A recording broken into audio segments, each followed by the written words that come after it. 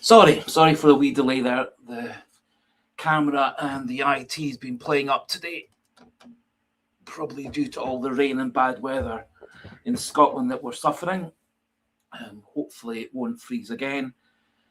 Hopefully we can get going. Nice to see a few people joined already. Some of the regulars, Sligo Boy and Paul Maguire 3382. Great to have everybody on. Hopefully all coming through. Hopefully all coming through fine. Hopefully plenty of people can join in and we can have a nice chat about Celtic at the moment. We can have a chat about yesterday's game against Livingston, which was yet another win drawn from the jaws of a draw. Very, very curious game where Celtic were massively on top. Could have been 5-0 up by half time. Livingston got themselves out their own half one time in the first half and managed to make Kasper Schmeichel make a great save. Celtic, however, missed brilliant chances twice by Maeda, a couple of chances missed by McGregor, a really good chance missed by Chavanchara, good chance missed by Chinecki, who blazed over the bar. And on another day, Celtic could have been 5-0 up by about 25-30 minutes. Quite similar, actually, in some ways to the first game under Wilfred Nancy against Hearts and games against Rangers and Dundee United during his spell. Massive domination in the first half. We could have easily been 3-4 up against Rangers at halftime. We could easily have been up 5-6-0 against Dundee United by halftime, and yet we missed lots and lots of chances. Yep. Quite agree, Paul Maguire. As I said, in the 5th minute, Dyson Maeda on the edge of the 6-yard box couldn't really get a proper connection to the ball. The Livingston goalkeeper made a save. Then in the 7th minute, double chances again for Chavanchara and Maeda. Maeda had another point-blank header that went straight at the goalkeeper. McGregor had a good shot that was saved. Chinecki over the bar, and quite right, on another day it could have been 5 or 6 by half-time, but it wasn't, and I had this horrible, horrible feeling the more and more I watched it that Livingston were going to do something freakish, something against the run of play, and they pumped the ball into the box. Rio Hatate made a mess of one.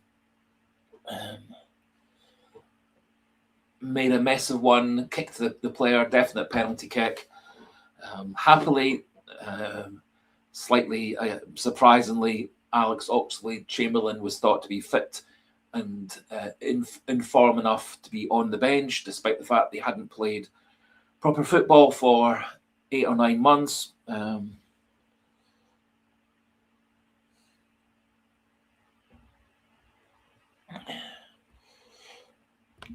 It's a curious combination of games. Celtic against Dundee, possession was pretty much 50-50. Dundee had a lot of chances in the game. Celtic actually had more chances in the game than Dundee, but Celtic couldn't really put them away. But Dundee certainly played very well on Saturday.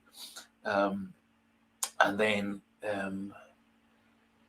we then had against Livingston last night, tons and tons of possession. Last night also, Motherwell had 63% of the possession against Rangers. That game ended up 1-1, although apart from about the first 10 minutes, Rangers hardly played in the whole game. Coming back to the comment there by Paul Maguire, again, very strange.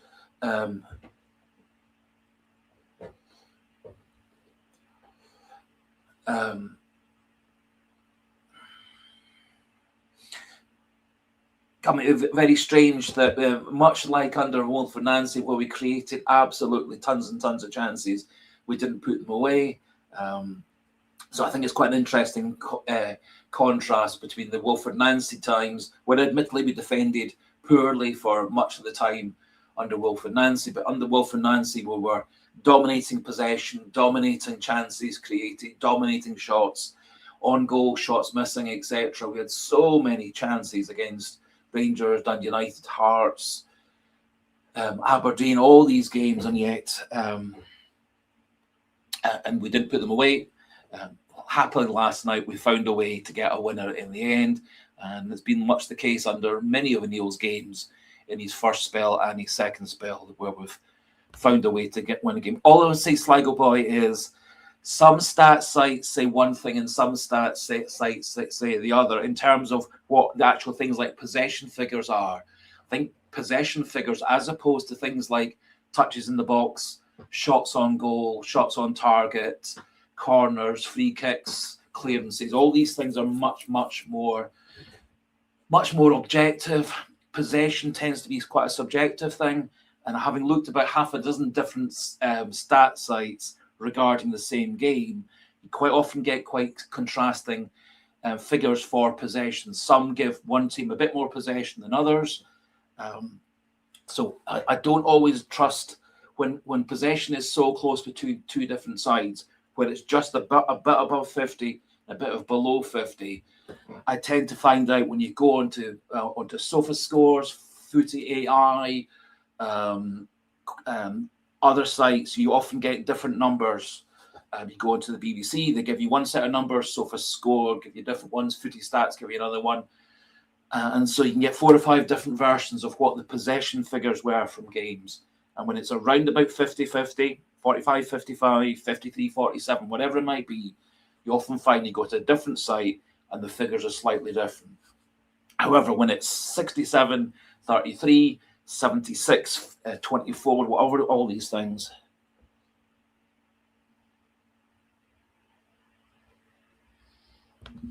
and as not wishing to get into a dispute regarding something quite minor, but I do look at lots of different sites. I do look at ones I find the most reliable, and so. But I don't think whether it's 55, 50, 50, 55, 45, 53, 47.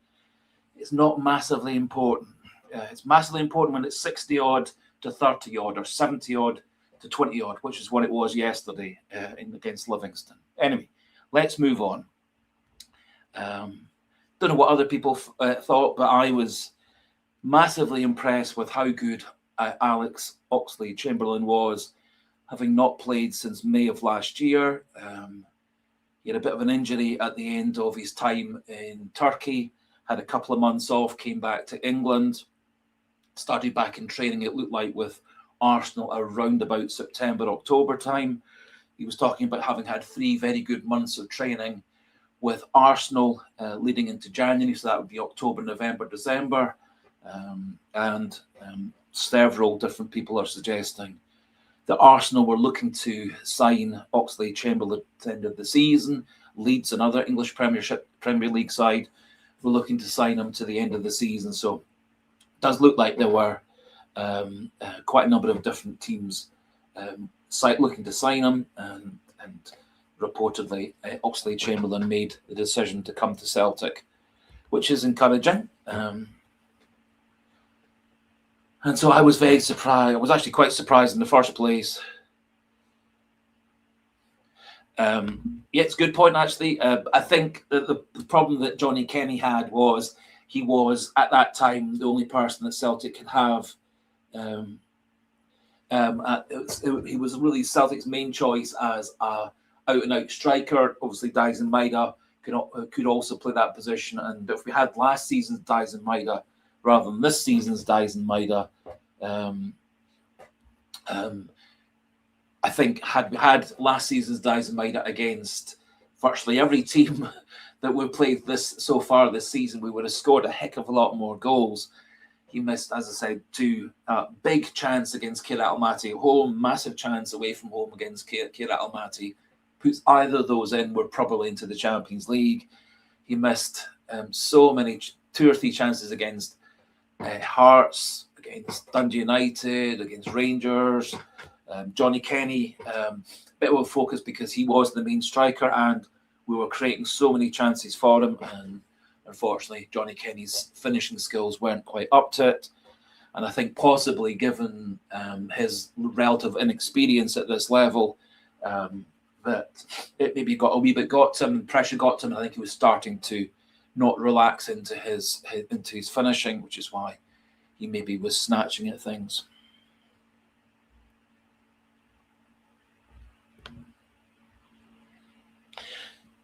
Yes, you make a good point. I think Alex Oxlade-Chamberlain really is. He's a great player.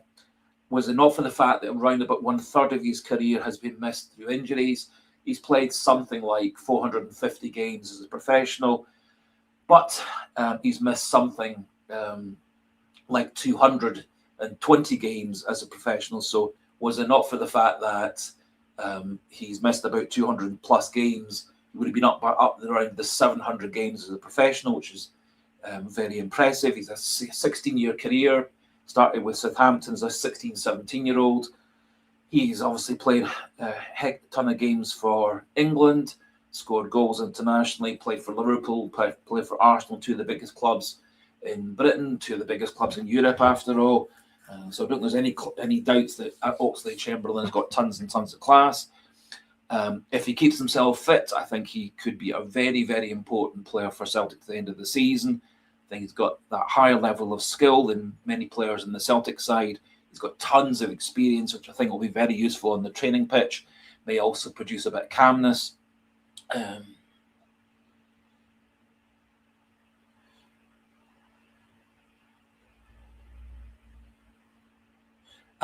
I think he could be, if he keeps himself fit. So I fully accept. I think previous injuries are a factor, but if he's fine and fit now, if he's had 8 or 9 months away from football, he's had 3-4 months of intensive training with Arsenal. Now into that with Celtic, and he's managed to keep himself injury free from all those things. His two main problems of his career have been recurring knee problems, including tearing an anterior cruciate. He's had 4 or 5 other knee injuries on top of that. That's what stopped him playing in Besiktas in Turkey in last May. He's also had recurring hamstring, calf, quadricep type injuries as well. And he certainly seems to be steering clear of any of the muscular injuries so far.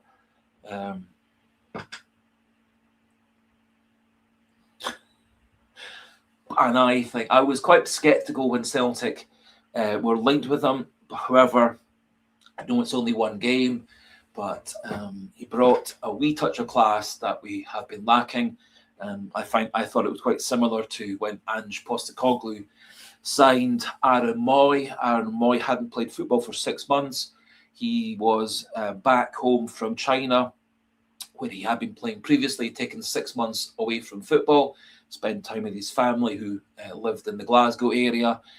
And apparently so some stories are suggesting he just approached Ange Postecoglou with asking him, could he do some training with Celtic, get himself back into match sharpness. And he was doing so well in the training sessions that Postecoglou offered him a contract. And I thought Aaron Moy was a very, very important player for us that season. 40 odd games, 7 goals, 10 assists, something along those lines. And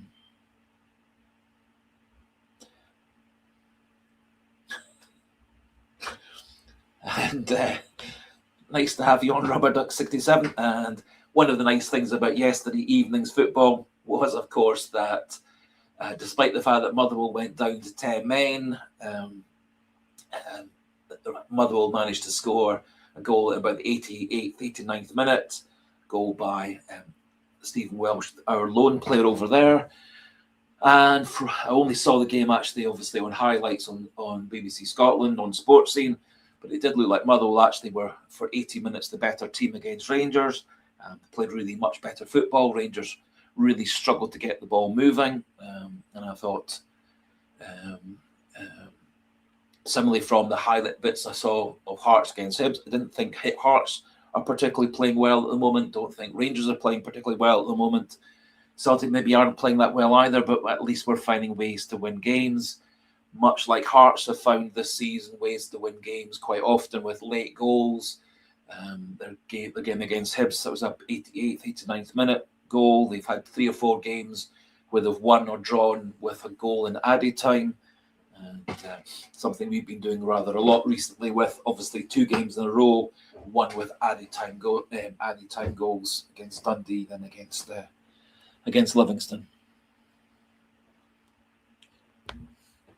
I think Gavia Boy, it's a really good point of view, that his 8 months away from playing competitive football maybe gave him a chance to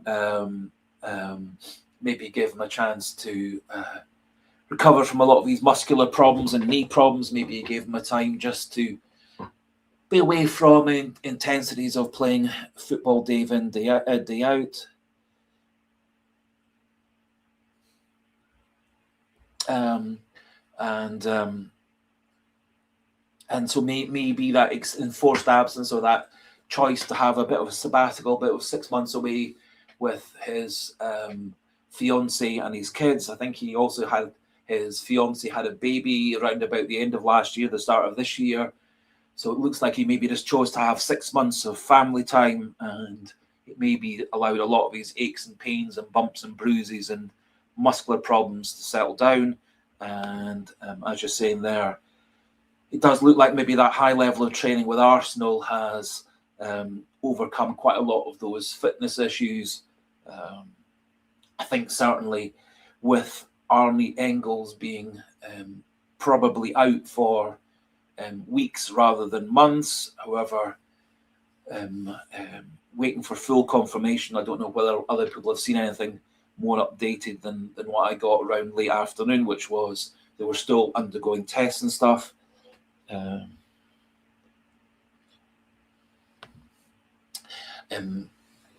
There seemed to be some uncertainties just how bad Arnie Engels' injury has been. Do you remember a couple of weeks ago, Engels was brought off with an injury which appeared to settle down within a few days. Did look like this was more of a thigh strain, a quadriceps strain, and those typically take a few weeks to settle down. Doesn't tend to be quite so bad as a calf strain, or particularly a hamstring tear, and quite often with quadriceps injuries, it can be more of a bump and sort of a dead leg bruise type of thing within the muscle tissue, which can settle down that much quicker. That's a good point of view, is that one of the worst places to go and play if you have got knee problems, as Cameron Carter-Vickers in particular found out, is Kilmarnock with their plastic pitch. Also, Jota apparently used to struggle quite significantly on the plastic pitch at Kilmarnock. Does seem to exacerbate and make worse leg problems, knee problems, etc. So there is an argument to say that Oxlade-Chamberlain maybe should be kept on the bench against Kilmarnock on Sunday. I think possibly that might be relying on whether Arnie Engels is fit or not. At the moment, Paulo Bernardo, not very good form. Rio Atati, not very good form. Luke McCowan, not too bad form at the moment.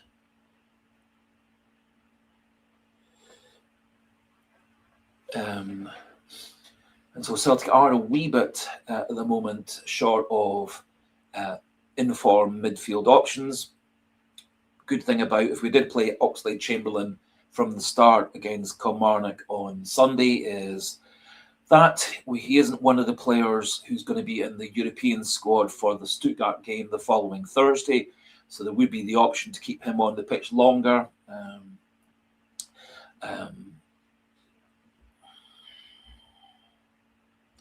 And potentially keep players like Hattati, Paulo Bernardo, Luke McCowan, etc. Fresher for the game against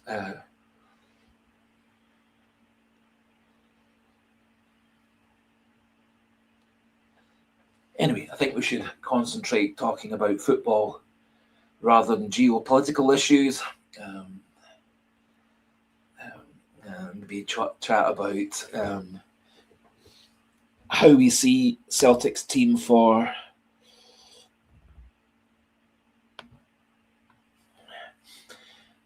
How do we see Celtic's team for the game against Kilmarnock on?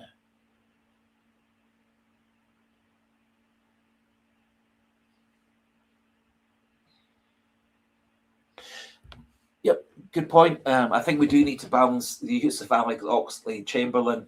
I think it is important to remember that Oxlade-Chamberlain is actually a couple of years younger than James Forrest, a couple of months younger than Callum McGregor. Callum McGregor, obviously, a player also with quite significant long-term injury issues as well. Hasn't missed nearly as much time as Oxlade-Chamberlain, but has for the last 2 or 3 years been playing with a chronic Achilles tendon problem,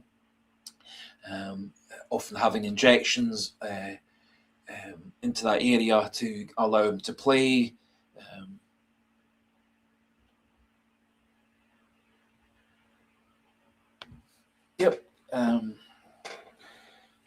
I think if he stays fit, stays fresh, and I think if Celtic use him correctly, I think Celtic probably will alternate him starting games and coming off the bench in other games, particularly if they have got the options of Arne Engels to play, also having hopefully the options of Paul Bernardo, Luke McCowan and Rio Hatate all into form. I was having a wee chat with someone earlier on today through the comment section. There is the option if and when we get Alistair Johnson back in the team, there is the option of using a player like Kieran Tierney or more particularly Julian Arojo as a midfielder. Both Johnston, Tierney and Arojo have all played defensive midfielder positions in the past. Arojo played right midfield on a quite a regular basis. Alistair Johnson's played that position a few times for Canada, so we have got the options within our defensive players, Arojo, Johnston when he's fit, and Tierney, to use them in midfield options as well. Liam Scales, in technical terms, has played left midfield on a fairly regular basis, particularly for Aberdeen on his loan season. So I think Celtic do have some players who are in form, who could swap into midfield roles. If that was the case, we could push Callum McGregor further forward, which might be useful, because for me this season, McGregor seems to be struggling to play 90 minutes of a game week in, week out. Quite a number of games just recently he seems to have gone missing, and often when he goes missing, Celtic go missing. And in the game against Livingston last night, there were, I thought, spells where the game got a bit of a stalemate. There wasn't very much driving force in Celtic's defence.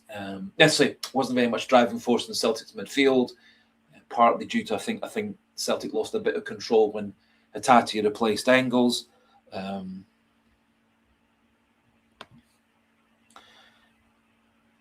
the moment, sort of, Gavy boy, that is what Martin O'Neill likes to play. He does have Engels and McGregor as that deeper player, then Nygren floating up in front of them, and then either side wingers like Yaron, Chinyeki, Maeda, Mvuka, etc. And so, and obviously, we traditionally have always played with one player up front. I do think it actually might be, not sure what the best game to try it out, but I do think having Chavan Chara and Junior Adamu as a 1-2 partnership up front, that might well have quite a bit of mileage. Could also play Dyson Maeda behind a taller main striker like Iheanacho or Chavan Chara, or for that matter, Junior Adamu, who's around about the 6 foot level as well. And I do think, particularly last night, I was looking for Martin O'Neill and Sean Maloney to change things more up. Try and give Livingston new problems to solve.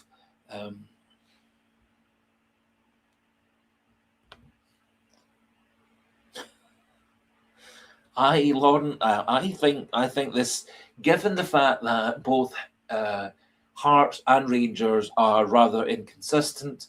Hearts relied on, obviously, a late goal, which is important against Hibs. They got 1 or 2 little breaks in terms of refereeing decisions again against Hibs. They've had 1 or 2 wee refereeing breaks and VAR breaks in a lot of games this season, as have Rangers. Celtic had not had terribly many good breaks with referees or with with VAR this season. We have had one or two decisions go in our favour, but the bulk have tended to go against us, with one or two of them being, I think, a bit unfairly against us. But I think this season is very much still in Celtic's hands. We are 6 points behind. We are 1 game in hand. So if we did win that game in hand, which will be away from home against Aberdeen, not an easy place to go to, but Aberdeen not in terribly good form at the moment, that would put Celtic 3 points behind Hearts at the top of the table. We still have to play Hearts one more time. That's going to be at Celtic Park, which theoretically does give Celtic an advantage. Rangers have still got to play Hearts a couple of times. We obviously got to play Rangers a couple of times in the league and once in the cup. So I think they're still very much in there. Also, what Motherwell proved last night and Hibs proved the night before is that both those teams certainly are more than good enough to take points off teams. I think Motherwell on another day could easily have beaten Rangers last night. Certainly, again, in the Hibs-Hearts game, Hibs had the chances to at least draw that game, if not win it. So I think teams like Motherwell and Hibs could well be teams where they could actually be spoiling other teams' title runs as well. So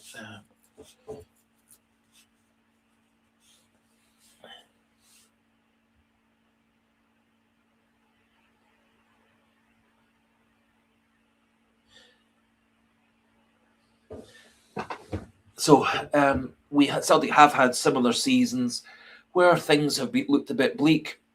The first Ange Postecoglou season, we were behind at the start of the year.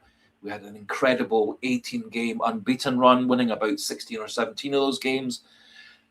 Also, in Brendan Rodgers' first season back, again, we went into the sort of late March, early April space around about level with Rangers, and then we had, I think it was 14 wins and 1 draw at the end of the season to come through to win the double. So I think Celtic have got the capacity to turn things around, and I think if our Rangers and Hearts in particular were very strong at the moment, I'd be more sceptical. But I do think Celtic are, particularly because they're finding ways to win games from drawing positions. I do think Celtic can come through to win the double at the end of this season.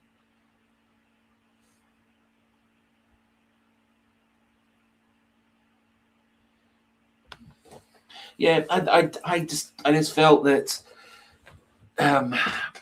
one of my grumbles regarding Brendan Rodgers as the manager with Celtic was he got quite formulaic, he got quite rigid in the way that he wanted to play and the formations he wanted to play, and quite often he was playing players not in their best positions because that didn't fit his system. We were similar in some ways to Wilfred Nancy. He would have been much better advised to play the players in their best positions. And to be fair to Martin Neil, he has done that more often than not. He's played players, I think, in their better positions rather than trying to force them into roles they're not maybe so good at. However, I was a bit bemused about swapping Chinecki and Maeda from right wing to left wing. Chinecki doesn't apparently like playing down the right wing, neither does Daizen Maeda. Chinecki was a difference maker in the Dundee match, playing down the left wing. I think personally, with Daizen Maeda being naturally a right-footed player, he would be better in the way that he plays the game to be going up and down the right wing rather than up and down the left wing. Doesn't tend to use his left foot terribly much for crossing and passing. Chinecki at least is two-footed, so he can come in and go out. I do think, however, Daizen Maeda's pace up and down the right wing, using his right foot to get past defenders, or to use his pace to cut inside defenders and head towards the box. I think that's a better way of using him. But pretty much none of the Celtics managers has been keen to play him out wide on the right.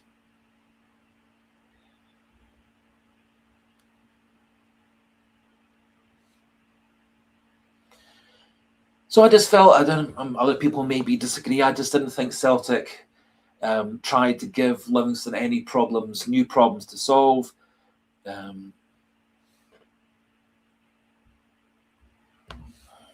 Yes, it's a good point. They're missing their probably their two best players this season. Have been Shankland and Devlin. They're both going to be out for probably another month or so. And obviously, when a player comes back from a couple of months out injured, one never knows quite how well they're going to come back.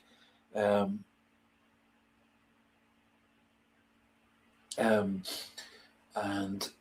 not unusual when a player comes back from being out injured for a couple of months for them to get injured straight away again. That was the case, obviously, with Sirachi, case with Iheanacho, the case with Alistair Johnston. They were all out for a few weeks with muscle injuries, came back. I think Johnston broke down in his first game. Iheanacho broke down within half an hour. I think Sirachi broke down within a game or two.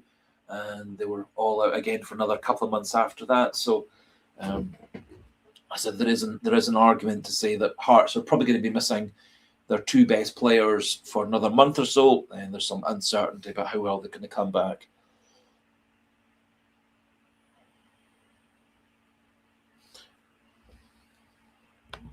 Yes, Sligo boy. I always think I must be rather old-fashioned, and that I have always liked a right-footed winger to be on the right side, a left-footed winger to be on the left side. And certainly throughout, obviously, right at the start of me being a Celtic supporter, we used to have Jimmy Johnson out wide on the right-footed player, although he was really decent with his left foot. Quite a number of for me, the best wingers are the ones who bomb up and down, can beat the fullback on the outside, reach the byline and cut the ball back into the box. Obviously, if you're a left-footed player going up and down the right, your first reaction is going to be cut inside. Rodgers very, very keen with it. Paddy Roberts obviously came to us on loan in Rodgers' first spell. We had Scott Sinclair coming off the other side as a wide player. So it does seem like Rodgers created, certainly within Celtic spheres, this concept of how players playing on the opposite side to what foot they were in terms of wingers.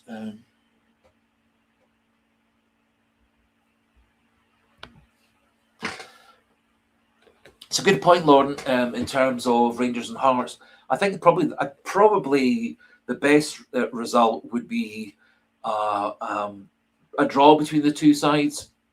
And maybe a draw where both teams get players sent off, or teams get players injured and sent off, which then creates obviously suspension problems and injury problems, etc. Rangers, similar to, in some ways to Celtic, have been finding ways to win games from drawing positions. They've won quite a number of games by small numbers. Obviously, they did have a big win against Kilmarnock, although there were one or two rather odd refereeing and VAR decisions in that game that could have very much changed things. And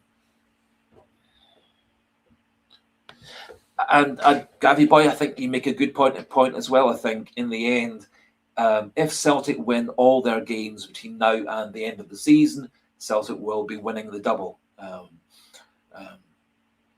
And that if we beat Hearts in the head-to-head match, which will be in the final 5 games, that obviously improves our goal difference, reduces their goal difference. I think certainly Rangers and Hearts are going to drop points between now and the end of the season. Perfectly reasonable that Celtic might drop points between now and the end of the season. Just under Martin O'Neill and Sean Maloney, we do seem to be finding ways to pull games out the fire, score late goals, and has actually been a fairly long-standing thing that Celtic have always done. Played from first whistle to last whistle, particularly under Ange Postecoglou. We scored a lot of winners late in games. I remember the game against Dundee United where we were pulled back to 2-2 very late in the game. A couple of goals in added time or around that time. Obviously, the Giacomakis goal against St Johnstone after they'd scored a goal at the other end. And under Rodgers, we also had a couple of times where we scored goals against Motherwell, for example, deep in injury time. So we have had more late goals than others, and I'm pretty sure Sky Sports once put up a graphic this season saying that Celtic had the most goals in the last 10 minutes and plus added time in the Scottish Premiership this season. So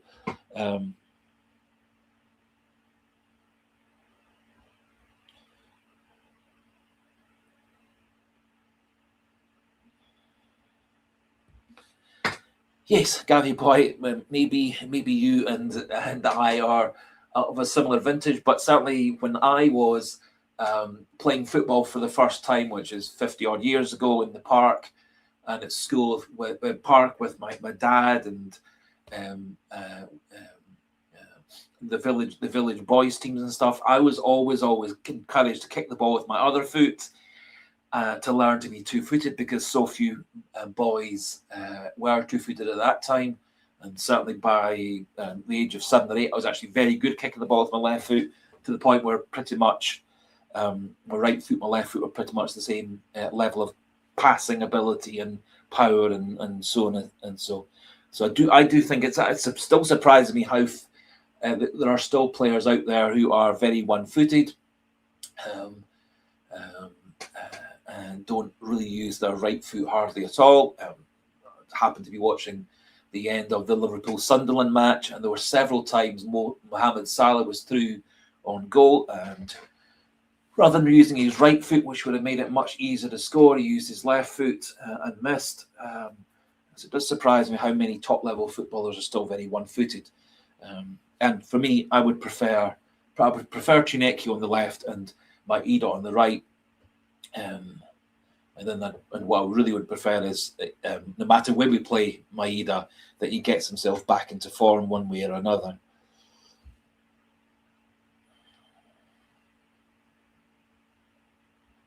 He's, some of the greatest footballers of all time, Diego Maradona, Lionel Messi, not very, very good with their other foot. Maradona hardly ever used his other foot, but he didn't actually need to use his other foot. He was so miraculously good with his left foot. I suppose if you're good enough, it doesn't really make a big difference. Just really comes down to my preference. I like players who are able to be fullbacks on the outside, reach the byline and hit the ball back into the box, be it in the air or cut back for strikers and midfielders to come onto. But certainly since Brendan Rodgers' first spell at Celtic, we have had this vogue of players playing off the wrong side. Although, having said that, more often than not, Ange Postecoglou liked right-footed players out wide on the right and left-footed players out wide on the left.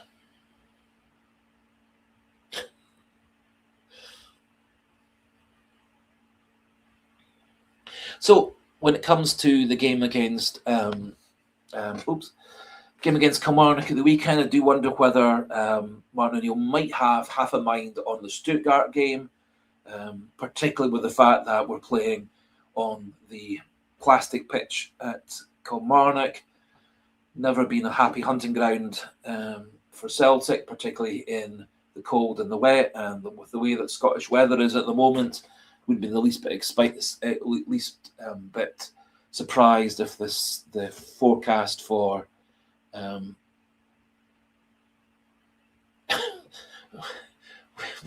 wouldn't be too surprised if the weather on Sunday against Kilmarnock's rather poor, and maybe O'Neill will look to give a couple of players the game off.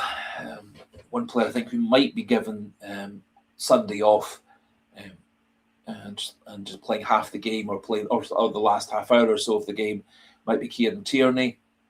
Do you think he's going to be an important player in the two games against Stuttgart, important player in the two games against Rangers?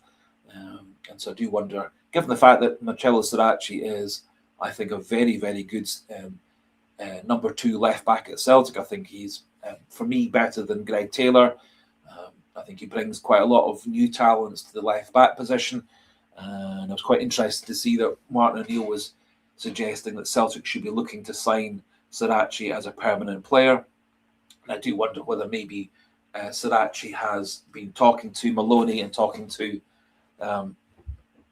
Sorry, there's some kind of bee or wasp or something.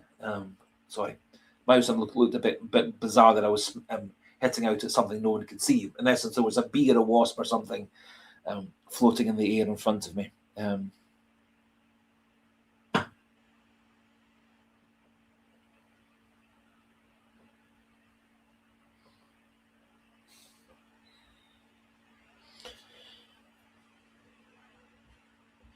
Yes, I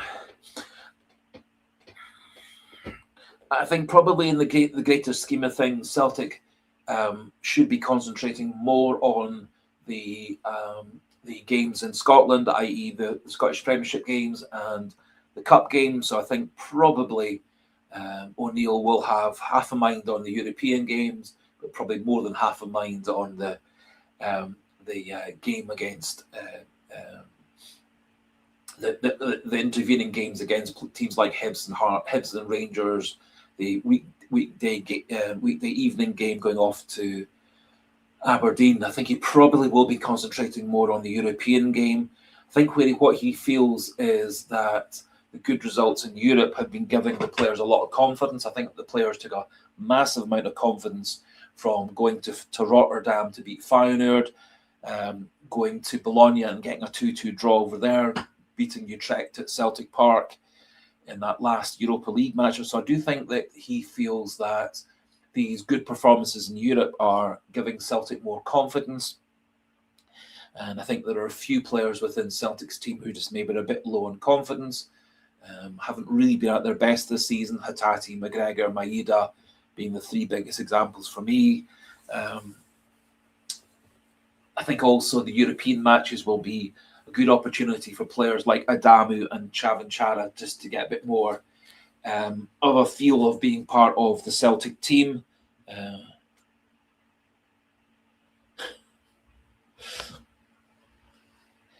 That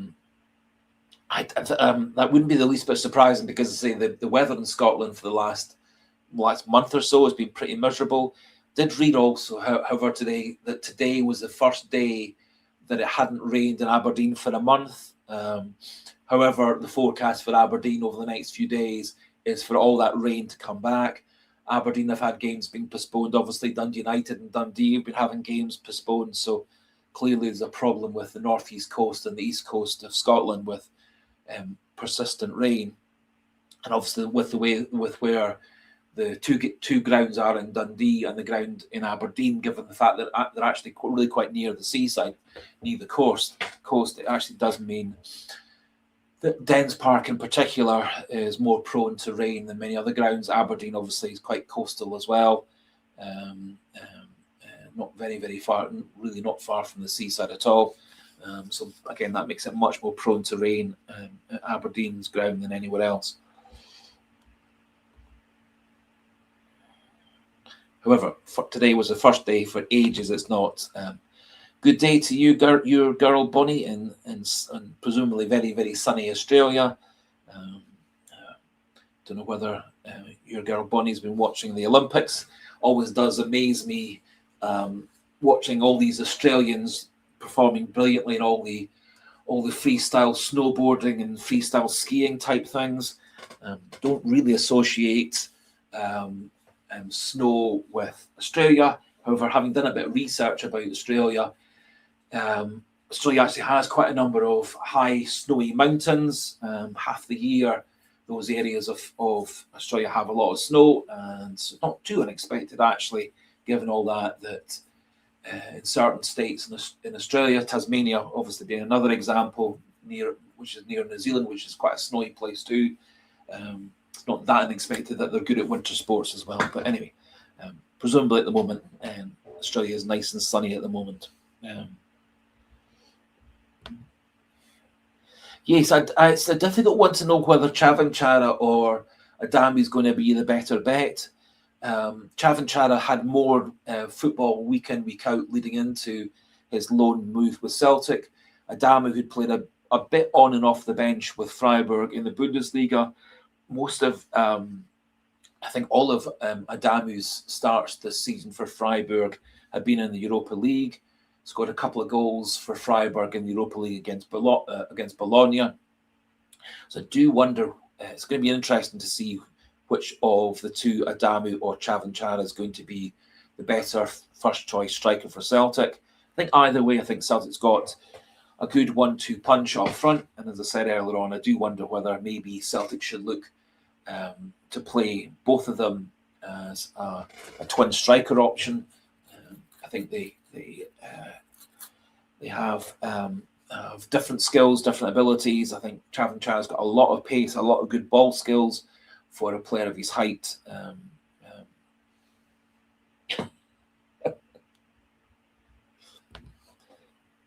Yes, we moved on from Oxlade-Chamberlain to Australia. I'd say at the moment, been watching quite a bit of the Winter Olympics, and quite enjoying watching some of the Scottish athletes in the various different sports doing well,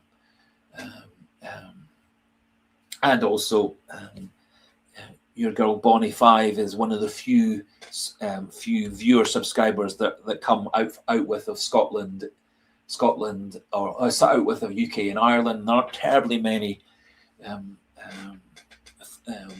viewer subscribers to the channel from further afield. So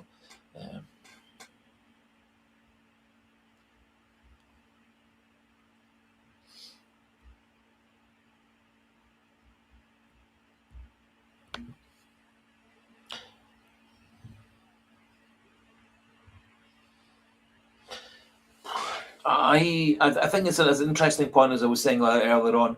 Probably the best result for Celtic would be for the two teams to draw with each other. I don't think a team losing at this point would put them out the title race.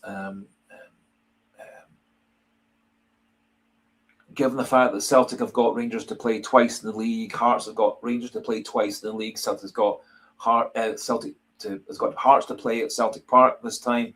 The Hibs and Motherwell, even St Mirren, are all good enough to take points off other teams. I think personally, this game, the title race is going to go right down to the last 5 split games, and even could be going down to the last day of the season. Could be a throwback to that terrible day when Celtic threw the title away at Fir Park against Motherwell. Or it could be a throwback to when Celtic won the title on the last day, with Dundee doing us a favour on the last day of the season to give Celtic the title at the last moment. So my personal feeling is, I don't think that one result. I think if you went on a string of 2 or 3 defeats in a row, I think that might well knock you out of the contention. But I don't think one loss for Rangers or one loss for Hearts at this point of the season is going to be decisive. I think it's definitely going to go down deep into the final 5 split fixtures, and got a horrible feeling it's probably going to go to the last game of the season. Yes. So I was doing some research with Little Miss David 67, and they basically were saying Tasmania's got quite a lot of high snowy mountains. New South Wales has got quite a lot of high snowy mountains, and there was one other state in Australia that had lots of high snowy mountains. And for that reason, actually, Australia has a very, very thriving snowboarding, freestyle skiing community, and they've been doing really, really well at the Olympics. I think that's possibly something you make a really good point there. Actually, I think at the moment Rangers maybe aren't as confident as Hearts are. I think Hearts play with a lot of very good team spirit, a lot of confidence. I don't get the feeling that Rangers play with an awful lot of confidence and team spirit. Which I think is a contrast to Celtic. I think Celtic also play, particularly under O'Neill and Maloney at the moment, with a lot of team spirit, a lot of fight for each other.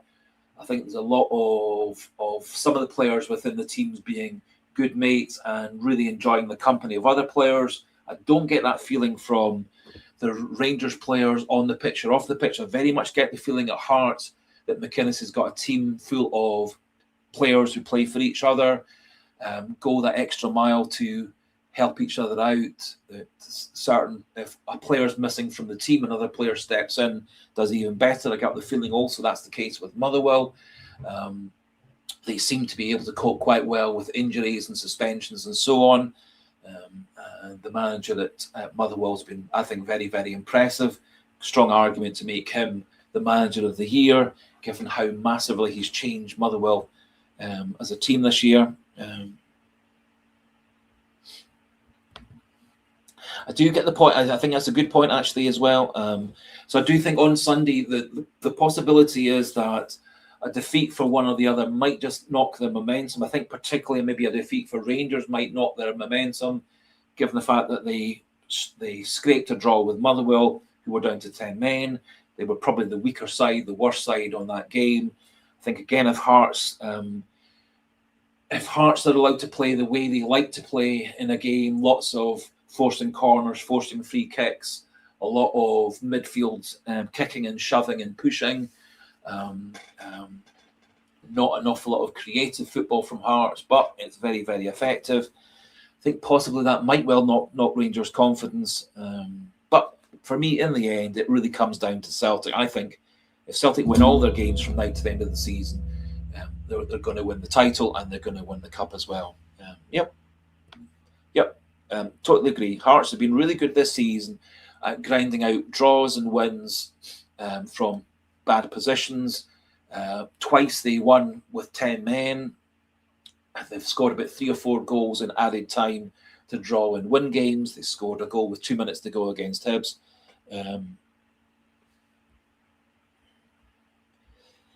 A good point actually, given the fact that he was the manager when we ended up losing 2-1 to Motherwell away from home, 2 goals by the future Celtic player Scott McDonald. It might be not a great way to end his career, particularly if, let's say, things don't work out for us in the Rangers Cup quarter-final at Ibrox in 3 or 4 weeks' time. If we did get knocked out of the cup at that point, I think that might well actually help Celtic win the title. Fewer games for us to play. However, I do think carrying on a winning streak is probably the best thing that Celtic can do.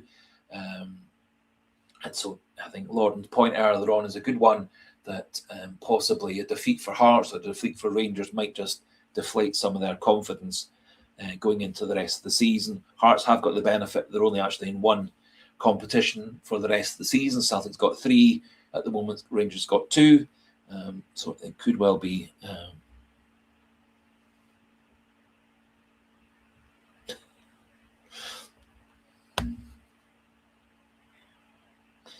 yes. Well said, Sligo Boy. Yes, so deja vu, the sense of things having happened before or having seen them before. And Celtic's had the benefit of that, winning the title on the last day of the season when Dundee gave us a favour, and then obviously losing the title under Martin O'Neill when Motherwell did us no favours by winning 2-1 with 2 goals in the last 10 minutes or so.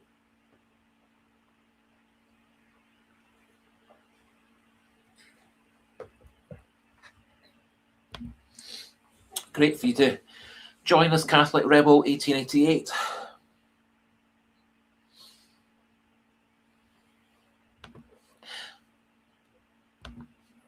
I think the point I would make, Gavi Boy, in terms of Celtic having ongoing games in Europe, ongoing games in the Scottish Cup, ongoing games in the Scottish League, is the fact that games like that yesterday should in some ways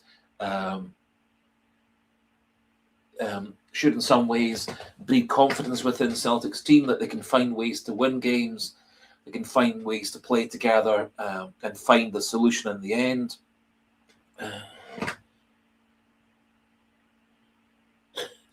So I think winning breeds more confidence, confidence breeds more winning.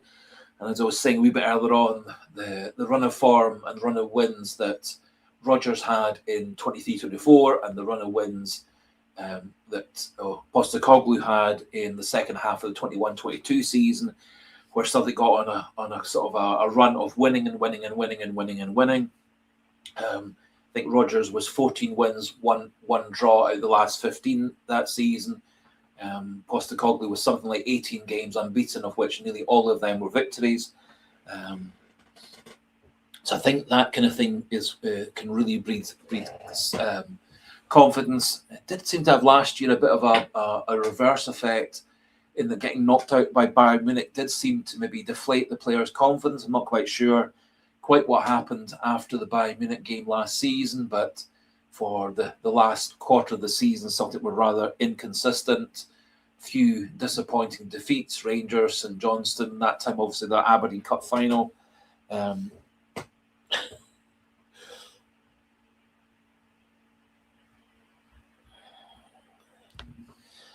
And agree that Sligo Boy, although it would be quite nerve-wracking to win every game between now and the end of the season 1-0, I would certainly take it, because if that's the case, we win the cup, we win the league. I think we probably do need to produce 2 or 3 levels higher than we are currently in Europe to beat Stuttgart over 2 legs. However, we seemed in the games against Bologna, Feyenoord, Rotterdam, and against Utrecht to be able to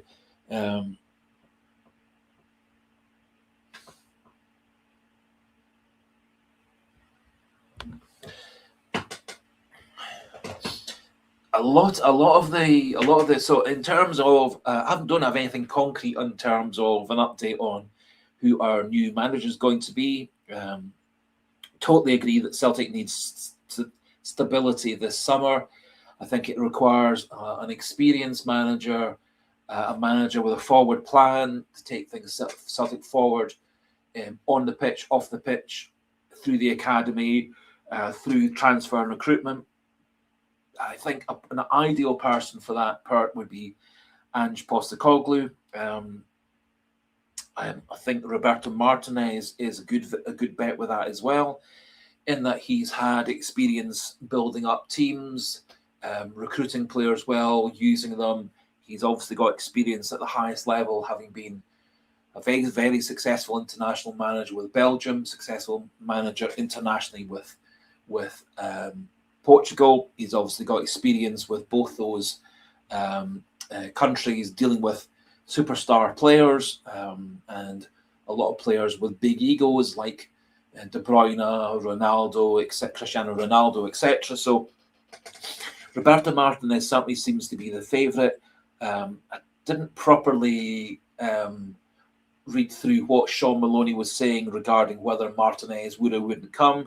I think there's a lot of press speculation. I think there's a lot of bookie speculation regarding Martinez as being a strong option for Celtic. As I've said a few times before on podcasts, quite often at the end of a World Cup, there's quite a lot of turnover of international managers, moving from international management back into club management, quite a number of moving from club management into international management.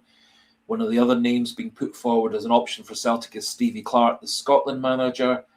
Probably would prefer Ange Postecoglou to be the manager. Probably would prefer Roberto Martinez to be the manager rather than Stevie Clarke.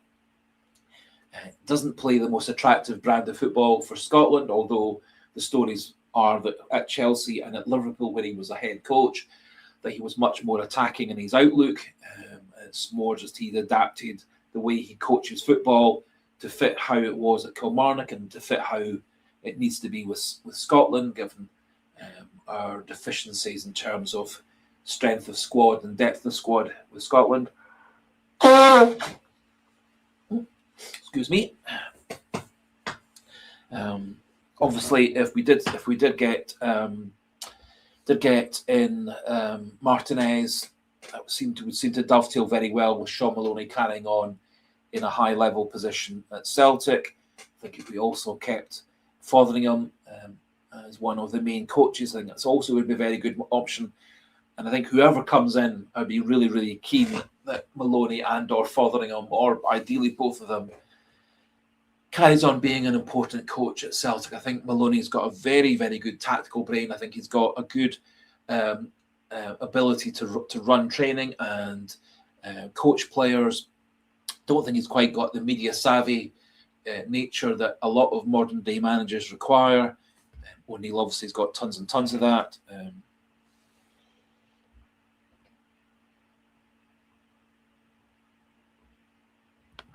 Yes, make a really good point. Jock Stein only actually had 5 years' experience as an actual manager when he took over at Celtic.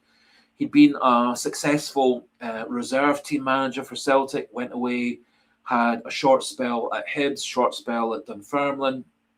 He had limited success with both those other Scottish teams. Came back to manage Celtic and turned into one of the greatest managers of in the history of football. Not just at Celtic, but at any football club in the world. Evening to you as well, Tommy Gunn. Nice to have you join. Yep, so I totally agree. Jock Stein, relatively inexperienced. So Jock Stein had 5 years as an actual manager.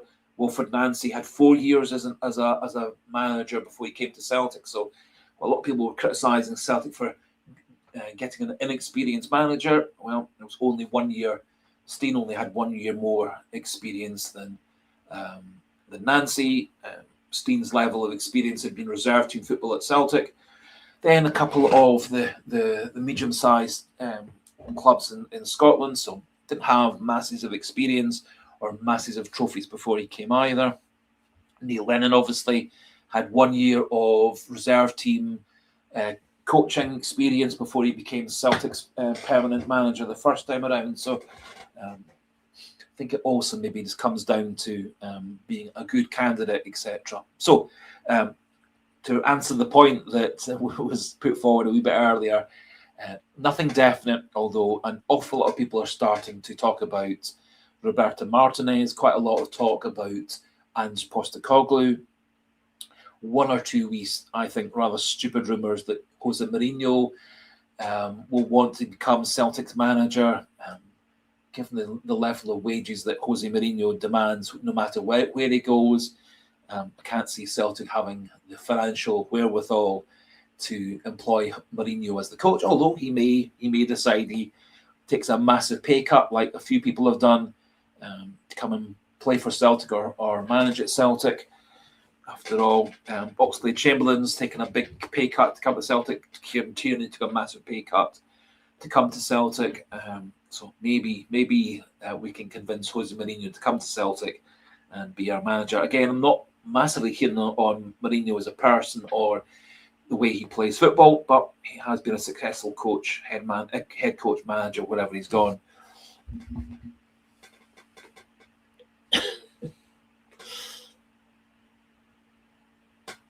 Yes, so personally, if it was Roberto Martinez, I would be very happy, particularly if he keeps on 2 or 3 of his Celtic's current coaches. There is an argument that some folk have put forward to go with Sean Maloney as the new head coach manager, with Martin O'Neill as some form of director of football behind him. I think there could be a lot of mileage in that as well.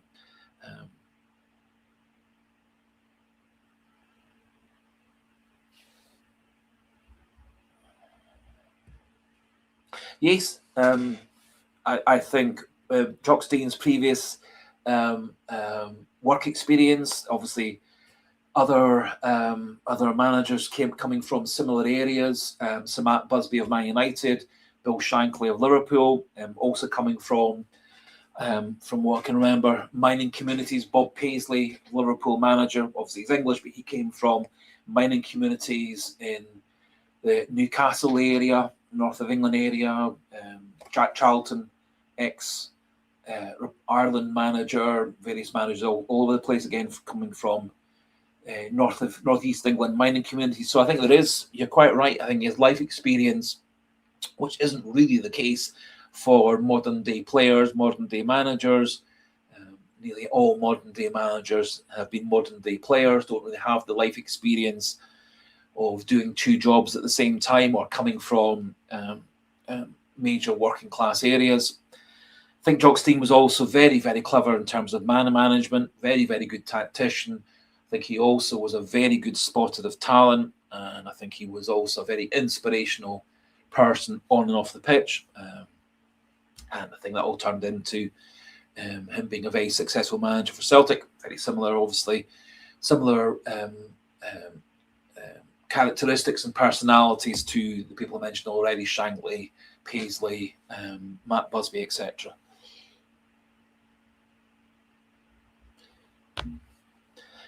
My personal feeling is that my answer to that question really depends on if Arne Engels is out for weeks and weeks. The only other option, I think, really, if we don't play Oxlade-Chamberlain from the start alongside McGregor and Negrin, is to go with Paulo Bernardo, who looks like a shadow of himself this season. Luke McCowan's not really played that deeper role for Celtic. He played pretty decently in midfield for Dundee for a couple of seasons. He's kind of, this season, McCowan's been played on the left, played on the right, played midfield. He's not really in a consistent position. Obviously, Rio Atati's form this season has been very disappointing. I think last night he was Celtic's worst player. His passing was poor. His shooting for goal was poor. His decisions in midfield were poor. He gave away one penalty. He could easily, had VAR and the ref gone against us, he could have given away a penalty in added time last night.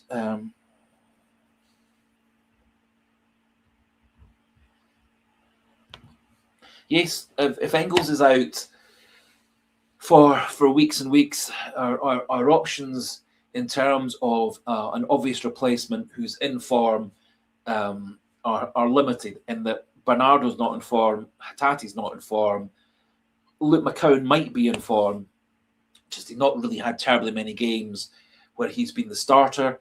When he has been used as a starter, he's not really performed. His best performances for Celtic have been coming off the bench with 15, 20 minutes, half an hour to go. The few games where he has started, he's been rather disappointing, not really got control of the midfield. He's not really the kind of player in the Celtic system who takes control of a game. Goodbye to you, JG211. Been lovely to have you on. Some nice, interesting comments, some nice, interesting questions. Yes. So I think personally we are a little bit scuppered in terms of fit, informed midfielders unless we do use Oxlade-Chamberlain in that position. It is a wee bit of a risk with the plastic pitch at Kilmarnock and his knees. It's unfortunate, but the good thing would be, of course, that if he does play against Kilmarnock on Sunday, he won't be playing against Stuttgart on the Thursday, so it does give him a bit of time to recover for the weekend match, and gives him a bit of time to recover fully for the two Rangers matches over the next couple of weekends after that. So I think, unfortunately, Hatati's form this season, along with inconsistencies with McGregor and Maeda, have been amongst Celtic's biggest problems. When things are a bit turbulent off the pitch, you really need your top quality players to really step up on the pitch. And unfortunately, many of Celtic's most experienced players haven't really stepped up this season. Kieran Tierney, for me, has been a really strong, dependable player. Austin Trusty, Liam Scales have generally been very trustworthy, dependable players in defence. Kasper Schmeichel had a dodgy couple of months in his career. He does seem to be recently back to the Kasper Schmeichel of last season. I do wonder whether that was his shoulder has been a factor. So they seem to be nursing his shoulder at the moment.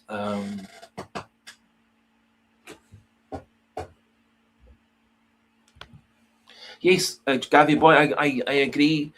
Arojo, as I said earlier on, is a player who can play right-sided midfield, has played right-sided midfield. I don't think with the way that Celtic play, there actually would be much of a difference with players like Tierney or Sirachi moving forward one position into left midfield or right midfield. The two of them can play conventional fullback, they can play wing back, they can play inverted fullback. They both, Arojo, I know for definite, has played right-sided midfield in the past, and Sirachi's got all the skills to play left midfield. Much like actually Jeffrey Sloop this time last season, played a bit at left back, a bit at left midfield, a bit of central midfield. So I think we do actually have, given the fact that I think Donovan's a very good deputy at right back, Tierney is a very good deputy at left back, to push Sirachi and Arojo forward into midfield. I think they would both be big contributors in midfield. Alternatively, you could use Tierney in midfield. At push, you could even use Liam Scales in that position, although it's a bit of time since he played left midfield for Aberdeen.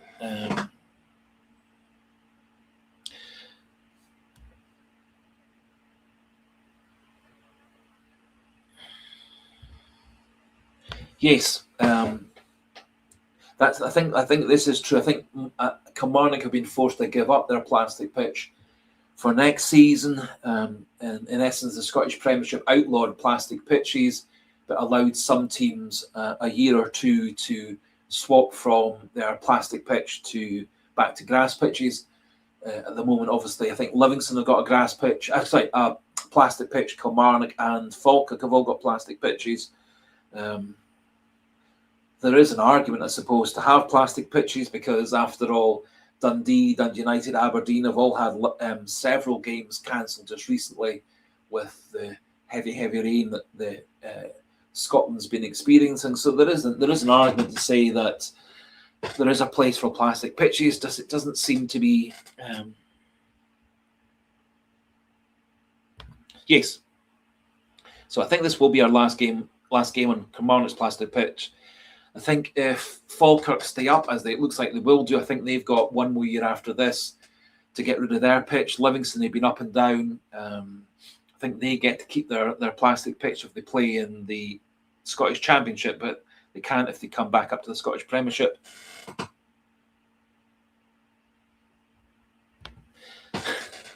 I didn't see the Motherwell equaliser live. I saw it obviously I watched it on Sky Sports after our game had finished. I watched it obviously on the BBC Scotland Sports Scene highlights. I was following the Rangers game through the BBC text sports site text service. So I did actually have a funny feeling that Motherwell were going to pull themselves back into that game, and I think it was actually sort of poetic justice that it was a Celtic player that scored that goal. It was his first goal for Motherwell. Welsh hasn't scored terribly many goals for Celtic in his long Celtic career. He was actually partly at fault for the Rangers goal, I thought, according from what I saw in the highlights. Not massively convinced that Stephen Welsh has got a long-term future at Celtic.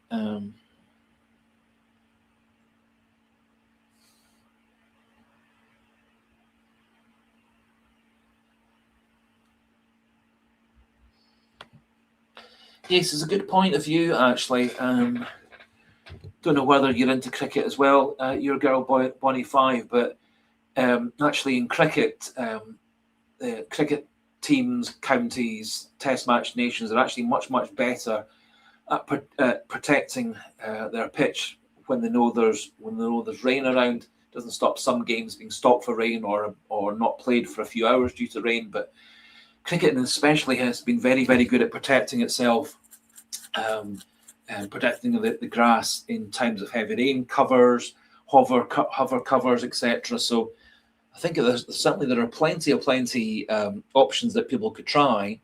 You can also obviously try different forms of content of sand and loam and grass and so on within the pitch as well. Some hybrid pitches as well often helps with drainage. That's nice. Yeah, so 10cc reference there as well.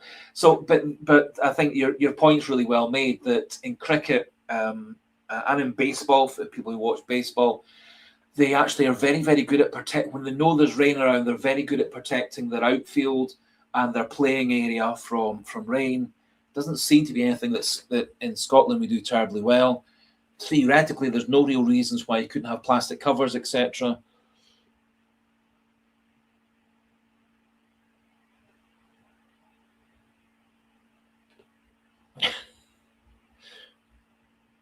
No, I dare say, Typhoon McFlustery would have been. I let out a wee cheer when Stephen Welsh scored that goal. As I say, I was watching it on the BBC Sports tech service. I'd swapped over to watch the Liverpool game, which was on TNT Sports, and I swapped back to watch the Sky end of game coverage. Then I swapped on to watch the BBC Scotland sports scene thing. So I did let out a wee cheer when Welsh scored that goal, and it could actually prove in the long run a very important goal for Motherwell and for Celtic. I think Motherwell, certainly alongside Hibs, are pushing for one of the European qualifying positions.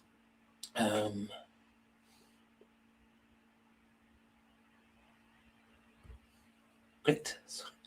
When I was a boy, particularly at high school, played a lot of cricket for the school and for the local teams. I really enjoyed cricket. When I went off to university, I kind of stopped playing that. Carried on playing football at university, but kind of stopped playing cricket.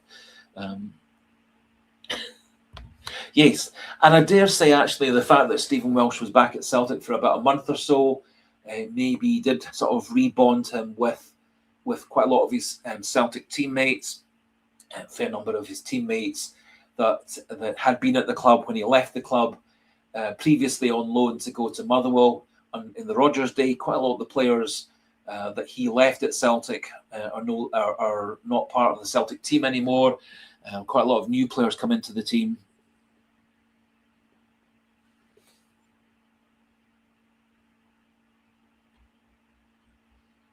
Yep, I've had a wee chat about that already. For me, a draw is probably the best result. Obviously, that would put us ahead of Rangers, as far as I can remember. Pull us another couple of points nearer to Hearts. That would, if that was the case, if that was a draw next between the Rangers and Hearts, we would be 4 behind with a game in hand. That does give a bit more. Does give a bit more leeway in terms of other results.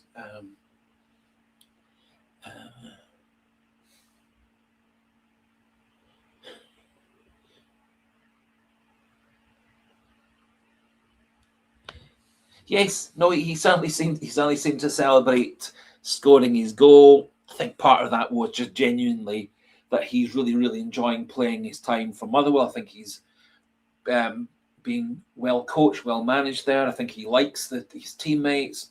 I think they've formed a very good team. James McFadden, the Sky Sports pundit, obviously got strong ties to Motherwell from the past, was kind of suggesting that the team spirit, the teamwork, the cohesion behind off the pitch, on the training pitches, in the dressing room, and on the pitch is very good at Motherwell.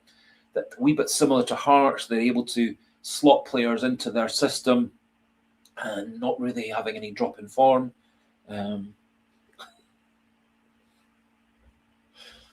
Yes, I think there's a strong argument that a draw would be great. I think probably Rangers' most important player going forward to the end of the season probably is going to be Butland, their goalkeeper. He made against Celtic in the game that we ended up losing 3-1, when we could easily have won it 4-5. One based on the first half performance was Butland. He made some great saves in the first half, some brilliant saves in the second half. And quite often Butland's actually been the player that's actually saved Rangers from some draws and some defeats.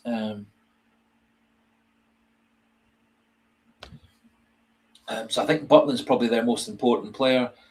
There's a strong argument that Butland could easily have been sent off a couple of times this season for some of the challenges he's made, particularly the ones against Kilmarnock. That first time around, when he came flying out his goal and took out the Kilmarnock player with a 2-footed challenge, wasn't even given as a foul, wasn't given as a yellow card, red card, etc. Rather bizarre and unbelievable. So maybe a game, a draw between Rangers and Hearts with a couple of players sent off from both teams and maybe Butland tearing his shoulder muscles and being out for the season. That would be probably the dream scenario. But my personal feeling actually in the end really is Celtic should concentrate on Celtic, and pretty much 100% certain that if Celtic win every single game from now to the end of the season, we'll win the cup, obviously. And if we go perfect in the league, which obviously means beating Rangers a couple of times in the league, beating Hearts a couple of times in the league, we're gonna win the title. So in terms of who I would play up front on Sunday in terms of the main striker, I think there's a strong argument to keep going with Thomas Chavanchara. Of our three options to play main striker, Iheanacho, Chavanchara and Adamu, Chavanchara had the most football coming into moving to Celtic. Obviously, Iheanacho's been out for a second time around, a couple of months from injury. He's had a few minutes here and there. I would personally stick with Chavanchara. He set up a goal in his first game against Hearts, scored in his second game. Didn't really have a particularly good game against Dundee. Could easily have scored one goal, if not two goals, last night against Livingston last night. Couple of the best chances yesterday, unfortunately, fell to Dysmyrith, who doesn't seem to have his scoring boots on this season. McGregor also had a couple of really good chances. Chavanchara had that one good chance around about the 7th minute that he failed to put away. So I would personally go with Chavanchara. Wouldn't be fussed if we used Adamu as the main striker. I think I like his the way he plays. Scored a super goal against Dundee. Some very good striker's instincts to get himself into the danger zone. Probably a bit more of a 6-yard box striker than Chavanchara and Iheanacho are. However, using Chavanchara does allow us different ways of scoring goals, and he can play more as a target man, more as a focal point for the attack. That's not so much Adamu's style. Obviously, both Adamu and Chavanchara are in a European squad, as is Iheanacho. So I think it's important to give all three of them some game time. And I think we also probably need to rest and rotate those three to the end of the season. I think we also probably need to try and one way or another get Maeda playing at his best up and down the left wing. Totally agree. Your girl Bonnie 5. He's got a surprisingly good amount of pace for a tall man. Good first touch, ball control for a tall man, and I was a bit disappointed that he couldn't get that shot in the 7th minute to one side or rather of the goalkeeper. Hit the ball rather centrally, and rather easy save in the end for their goalkeeper. Well, Chavanchara has scored one goal already for Celtic. He hit the bar against Hearts in his first game. It was his brilliant run from the halfway line that set up the goal for Yang that made it 2-1 against Hearts. I think Adamu's a goal scorer, and Chavanchara's a goal scorer. Both of them, certainly, their records in their home countries better than they were when they stepped up to a higher level of football. But I think they both are good enough to score plenty of goals for Celtic. Yesterday, and it was unfortunate, quite a lot of the best chances fell to Maeda rather than falling to Adamu or falling to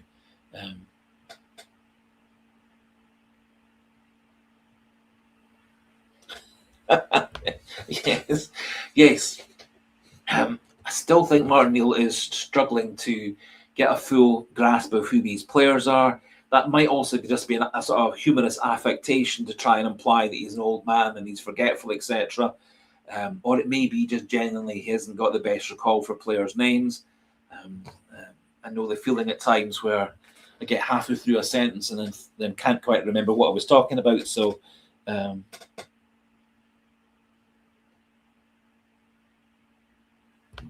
yes, I don't think there's any disagreement.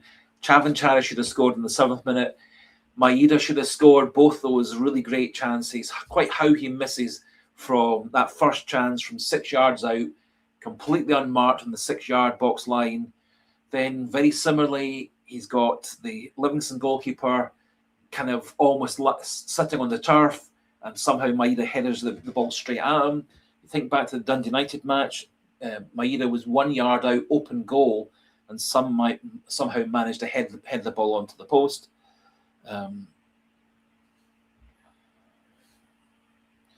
So no disagreements that Chavanchara should have scored that goal against Livingston. Maeda should have scored 2 or 3 goals against Livingston. McGregor should have scored a goal or 2 against Livingston. Negrin had a really good chance. Tuneki had a really good chance, slightly more from distance, but good scoring opportunities. I think the thing also to remember is that Chavanchara, Adamu, they only joined the club a couple of weeks ago. They are still getting to know their players. They're still getting to know quite how Maeda, Chineki, Yang, Forrest, McGregor, etc., how they pass the ball into them. They're still working out what runs to make, what runs not to make. Their teammates are also working out how best to use those players as well. So I think there's probably going to be a month or so for Chavanchara, Adamu, and Vuka all to settle down. I think we were lucky that Arojo came into the team, and pretty much from his first game, he fitted in very well at Celtic. He coped very well with the fact that we moved from having Wilfred Nancy and Nancy's system of play back into the O'Neill system. I think Arojo's settled down very, very well. He's not taken as much time to settle down as many players do coming in from other teams. I think we still need to give players like Adamu, Chavanchara, Mvuka a bit of time to settle down. They are still all relatively young players, relatively inexperienced players. Scottish football, quite different from playing football in many other countries in Europe. Arojo was one person saying that very much, as he's been surprised at how different it is playing football in Scotland compared to like it was in England, Spain, and in Major League Soccer in America. He finds the game a lot more physical in Scotland than it was in those 3 other leagues. I think there is a degree of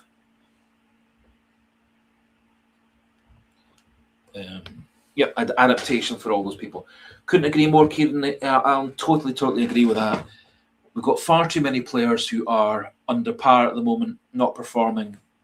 I personally would add McGregor to that list as well. I think he's been, for me, a very disappointing player this season. Not sure whether that's fitness, not sure whether that's his Achilles tendon problems playing up. Not sure whether it's the disruption of going from Rodgers to O'Neill to Nancy to Roger back to O'Neill. But for me, there's been too many games where he's not taken control of midfield.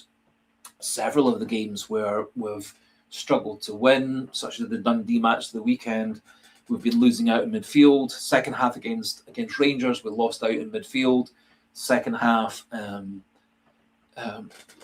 against Livingston last night, I didn't think he took control of midfield. We had a really good first half hour, then we had a pretty rubbishy half an hour, 45 minutes after that. And I think we really need McGregor to step up and take control of things, take the midfield by the scruff of the neck and get Celtic back on the front foot. Yep. Totally agree. There are too many players at Celtic at the moment who are not at their best. And some of the players who are playing well, such as for me, Scales, Tierney and Trusty, I don't think anybody could really fault them.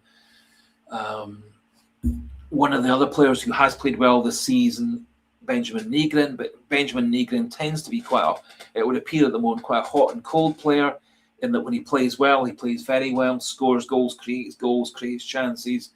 And when he isn't playing well, as was the case last night, he seems to just kind of drift in and out of the game.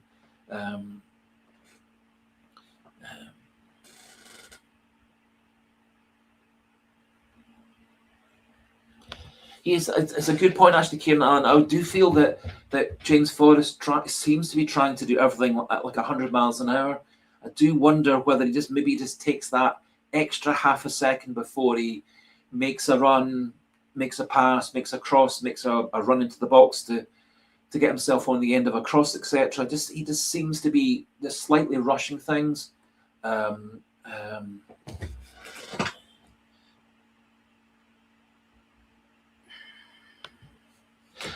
I think probably, unfortunately, with us having the European game on the Thursday, and there's probably going to be missing Arne Engels for a few weeks, and also the fact that if we did start Alex Oxlade-Chamberlain on Sunday at Kilmarnock, we probably need to have somebody who's decent to come off the bench. Now,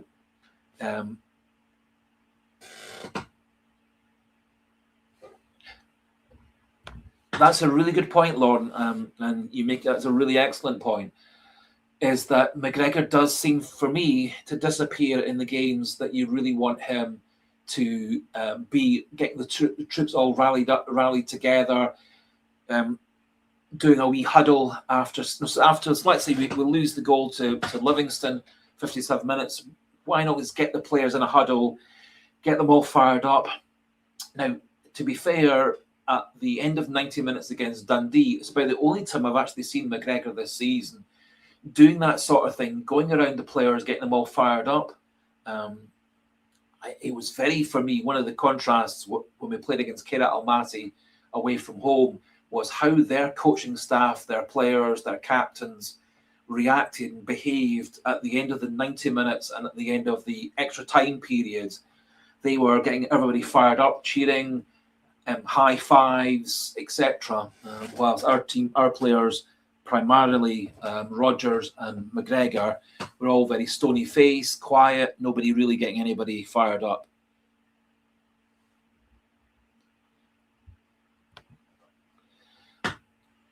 That's a very good question. Now, my personal choice for captain of Celtic would be Alistair Johnston, in that he is an intelligent player.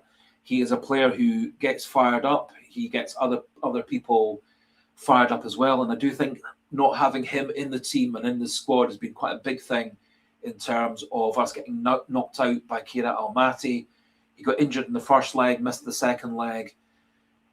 He's hardly played this season.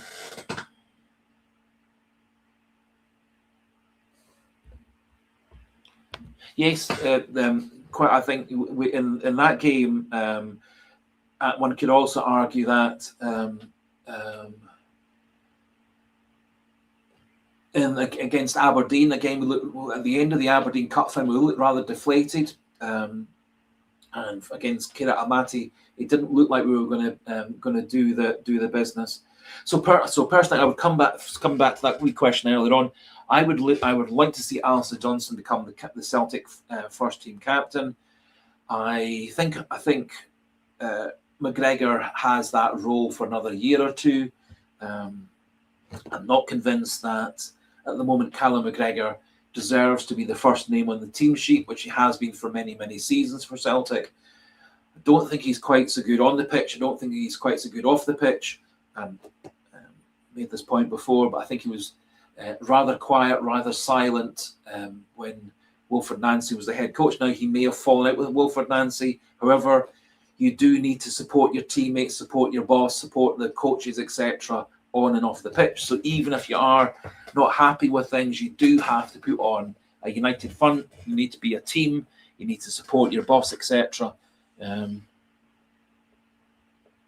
as Lauren was saying earlier on,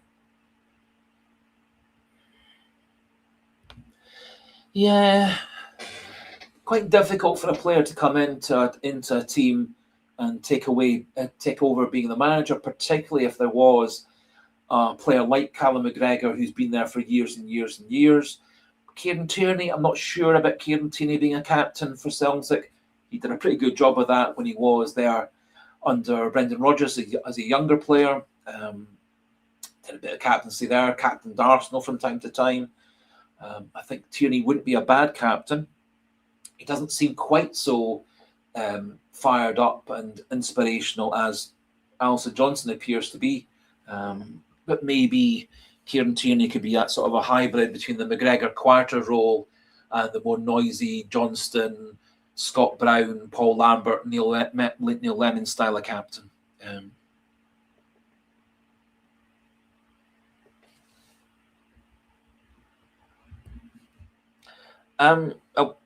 It's a matter of opinion.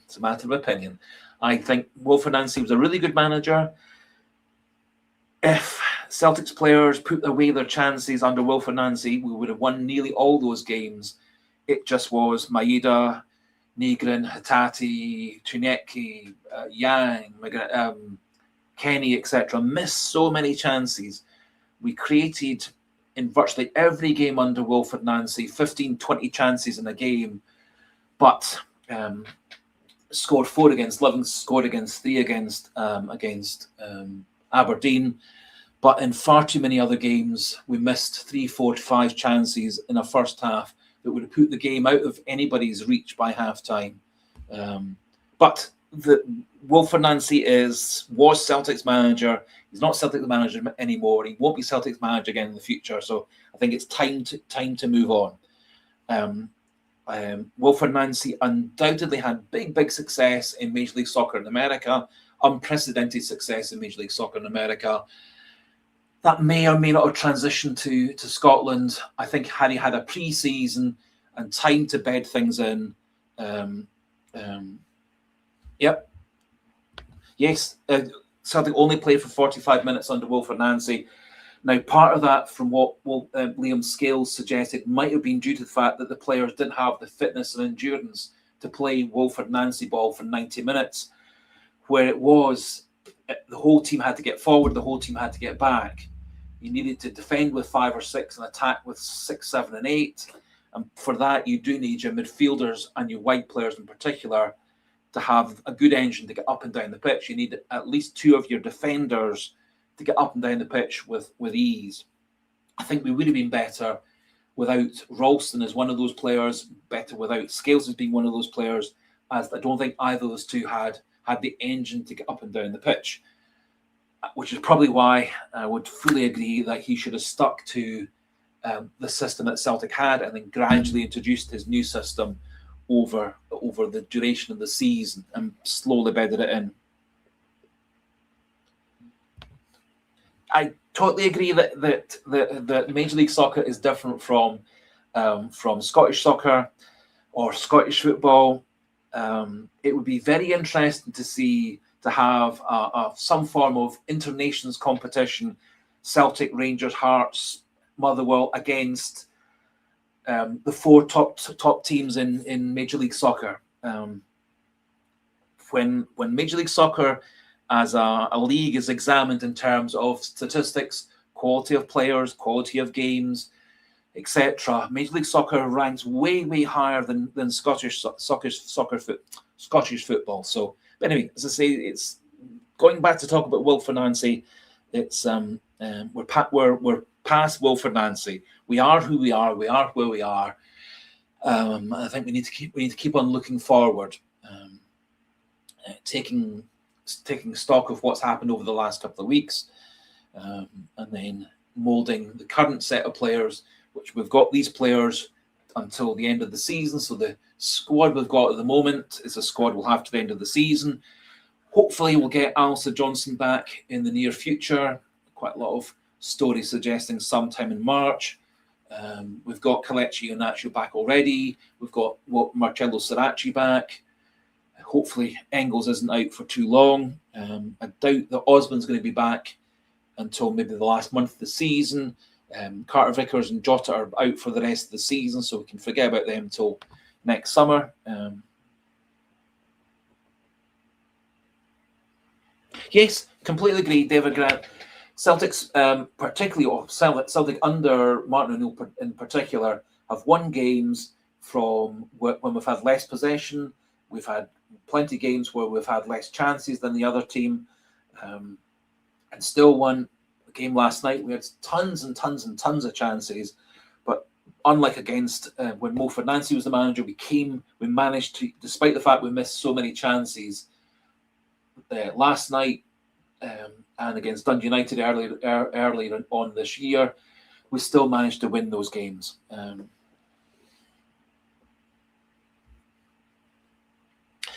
And as you say, I don't think Rangers or Hearts have been particularly impressive. And I think they've had more than their fair share of refereeing and VAR decisions going their way. And in general terms, that tends to even out over the season. Hasn't done so far, may well not turn out to happen. But again, I do think that Celtic play at their best. Referees, VAR can't really do an awful lot to prevent things.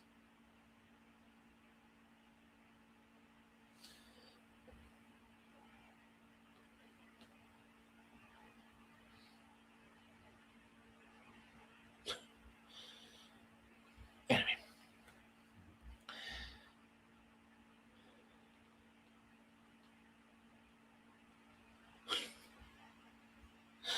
Oh dear.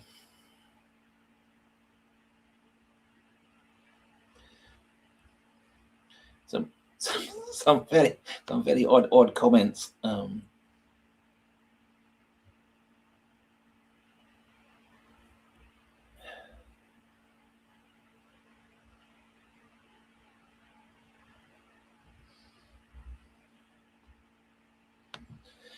Yeah, well,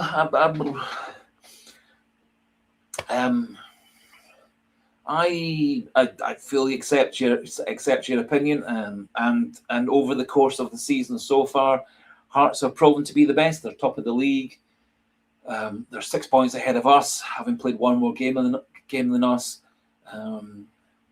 What does disappoint me, well, what also gives me quite a lot of hope, is the fact that they were at 1.8 points clear of us, having played the same number of games as us.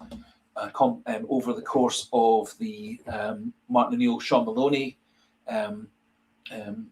spell, that gap got whittled down to the point where, had we beaten Hearts in that first game under Wilfred Nancy, that would have put us top of the table. We then had the opportunity, if we won our games in hand, to have gone equal with Hearts.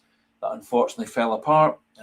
So it does suggest to me that Hearts are more than capable of losing to anybody. They've lost to Hibs, they've lost to Aberdeen, they've lost to St Mirren this season. I think on another day, Celtic would have beaten them at Celtic Park rather than losing 2-1. It was a very odd game. Hearts had four shots on goal, two of them went in. One of the shots was the one where Shankland was offside that led to the corner that led to the second goal. Celtic had so many chances in that game and wasted them. It's been an odd. Celtic's performances this season have been very odd, very inconsistent, and very bizarre. There's a good argument that Motherwell probably are the best team in Scotland. They play a very good brand of football. They play a nice attacking brand of football. It's quite unlike the Motherwell style of football. They outplayed Rangers last night. They outplayed Celtic in that 2-0 victory they had over Celtic that game. We did have the chances in that game to actually draw the game, but Motherwell played a super brand of football.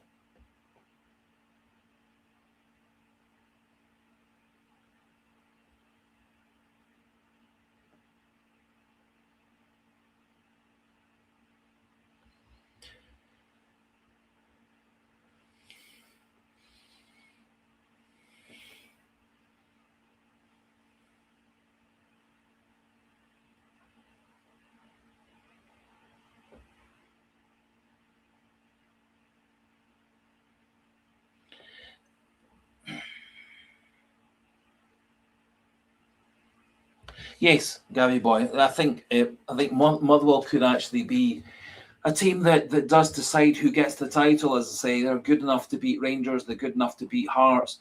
They have beaten Celtic this season. The other game, Celtic relied on an added time goal from Maeda in that case. It was a game in where we'd been ahead. They then took the lead. We got back with Nygren's equaliser from a defensive mistake by the Motherwell goalkeeper. And then we won that game in added time with a Dyson Maeda header from a Balikwisha cross. So I do think you make a very good point. I think Motherwell actually could in a lot of ways decide who gets the title, along with Celtic playing at their best. If Celtic play at or near their best, they are better than anybody else in Scotland, even with the deficiencies we've got at the moment.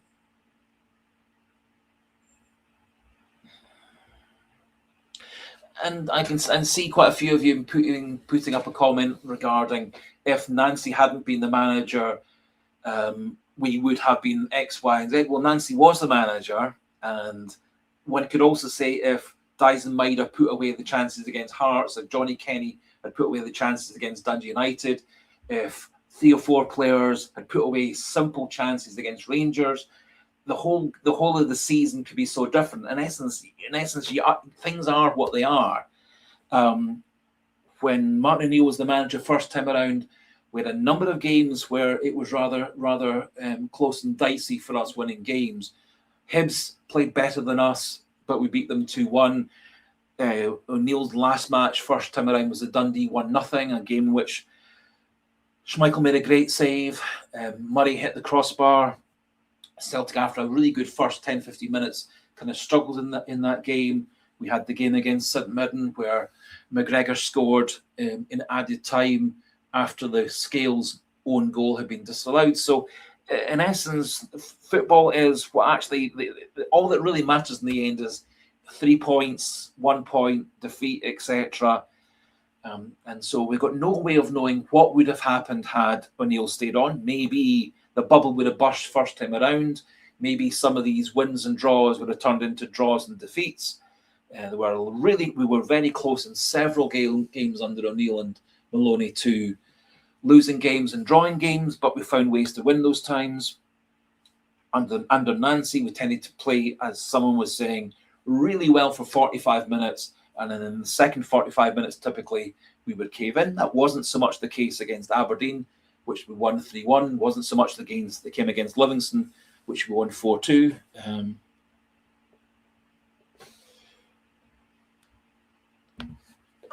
Tommy Gunn, I've got every right to my opinion, but every right to my opinion. You've got every right to your opinion. I'm fully aware that my opinion isn't necessarily it clearly is. It's the minority opinion. Minority opinions can sometimes still be the right opinion. Anyway, let's move on. Let's talk. As I've said quite a few times, let's start talking about the future. Let's start talking about the next 3-4 months rather than what's happened before. There's a lot more happiness for me yet to come. So we had Mo Fernandes as a manager for 30-odd days. We won 2, lost 6. It lost us the Scottish League Cup. It lost us the potential to go top of the table. What's done's done. We need to move on. And that'd be a great thing this evening as well, is we agree to disagree regarding what would have maybe happened, not happened, had we carried on with Will Fernandes. Maybe things would have turned around. Maybe we would have got in a goal scorer who could put goals away. Right at the start of the transfer window, there were apparently 2 or 3 lined up that were dependent on Nancy being the coach.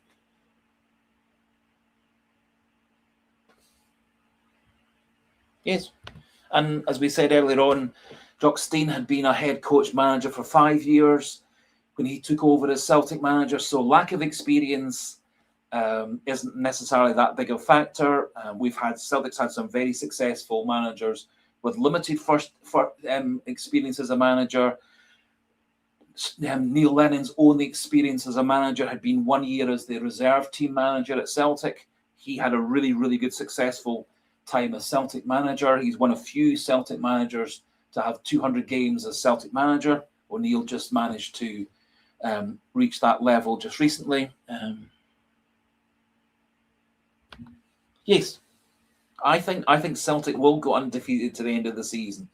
I think it's very similar to the Postecoglou 21-22 season, where we started the year in behind Rangers. We came through that season to beat Rangers 3-0. That was a great game with a couple of goals for Hatate. That really got Celtic on the momentum, and I think Celtic went on an 18-game unbeaten run, and we won something like 16, 17 games that season. As I said earlier on, the Rodgers 23-24 season, we won 14 games and one draw out the last 15.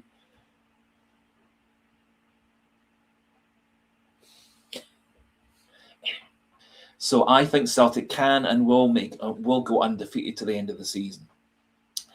I think several of the players who got signed at the end of the January window will get better and better. So I think Chavanchara and Vuka and Adamu will get better and better. I think the fact that we've got Iheanacho back as a third choice striker, the fact we've got Sirachi back as a backup left back, I think all these are actually very important. My biggest worry at the moment is the fact that we don't have a lot of consistency and good performances from midfield. McGregor, Hatate, McCowan, Paulo Bernardo are all rather inconsistent. Some of them aren't really in form at all. Nygren, some very good games, some not so very good games. And he doesn't really contribute an awful lot of the game to the hurly-burly fighting and winning the ball back in midfield. However, Nygren has scored a lot of goals for Celtic this season, a lot of assists for Celtic this season, created a lot of chances for others this season, and I think he should really be a first choice player for Celtic. So the lack of control of midfield is my big worry, that maybe makes it more difficult to go on such a long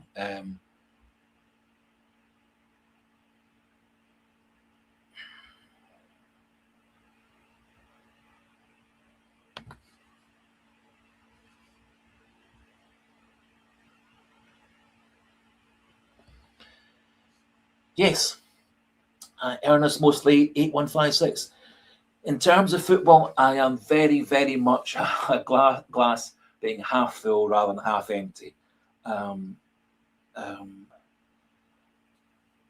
for me, thinking back to how Celtic was at the start of my Celtic supporting career back in the early 70s, the transition between the Lisbon Lions through the Quality Street Kids to the last few years of Jock Stein, we were still really, really dominant in Scottish football.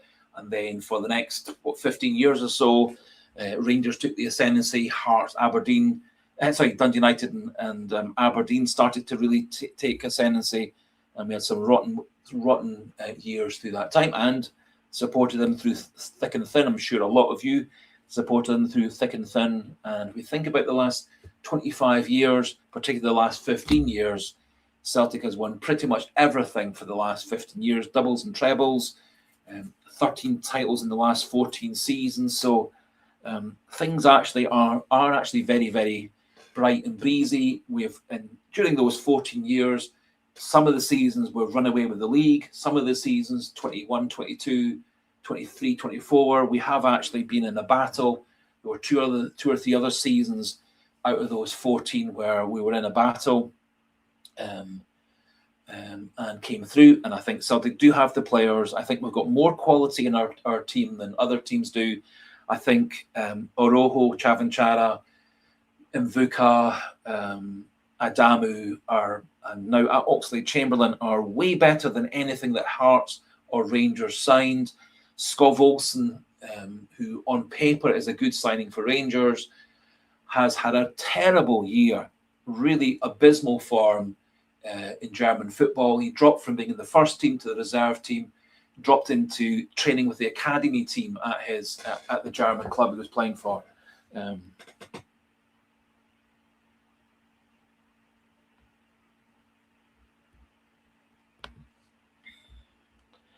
I haven't seen anything regarding that. quite a lot of stories cropping up in the last 24 hours or so that Celtic have been in negotiations with Motherwell to sign their Zimbabwean striker Mazwahinzi. So one or two sort of stories behind the scenes that Celtic and Motherwell have come to some kind of discussion deal to transfer Mazwahinzi to Celtic in the summer. I think it's a very interesting story. A lot of what Motherwell were saying in the transfer window was they weren't willing to talk about selling Mazwahinzi in January, but they would reconsider that in the summertime. And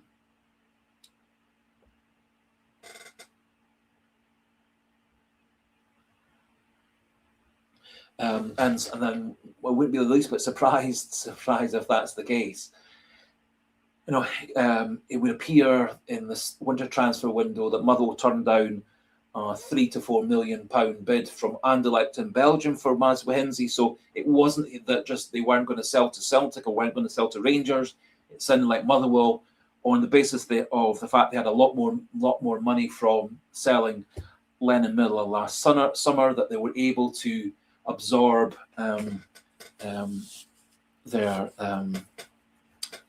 the costs to try and maximise this season, try and get themselves into Europe, try and get them some Scottish Premiership prize money, etc.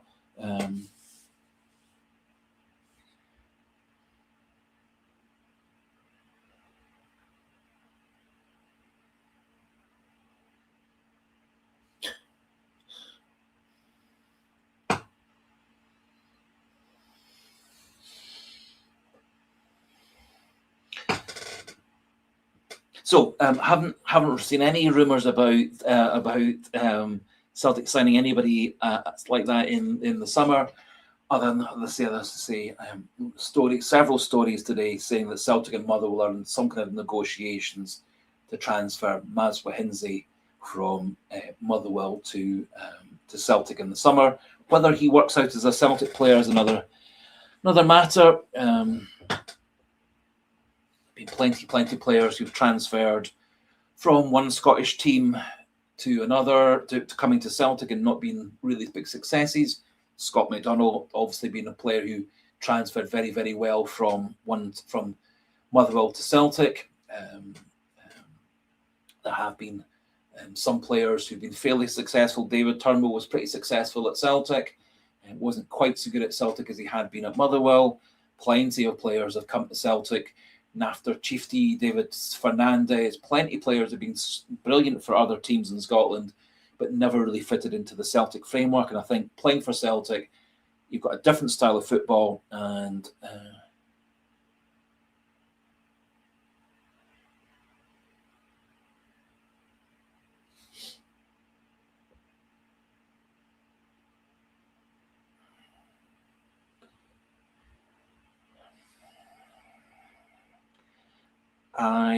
as you may have, anybody who knows me from doing these live streams, I am maybe I'm a bit of an idiot. Maybe I always try and think the best of people.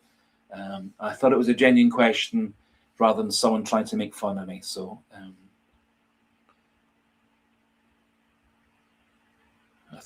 I was trying to answer what I thought was a genuine question.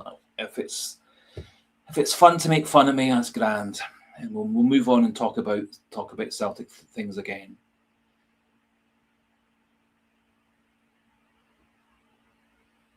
Anyway, as I said, there is speculation. There are stories suggesting that Celtic were looking to sign Mazwahinzi in the summertime. I think a lot of Celtic fans were desperate for Celtic to sign him in the winter window.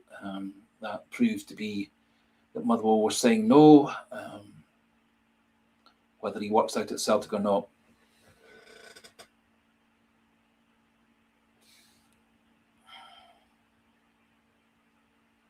Yes,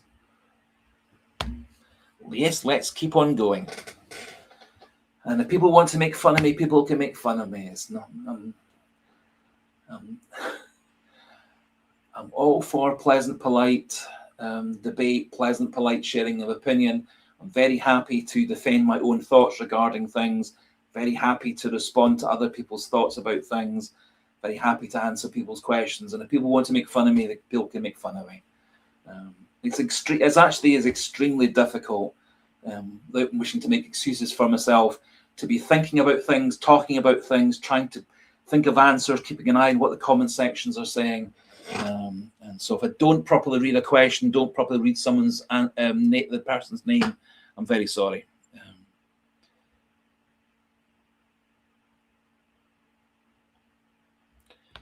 Great to have you with us, Paul McLaughlin. Again, one of the long-standing viewer subscribers to the channel, Paul McLaughlin.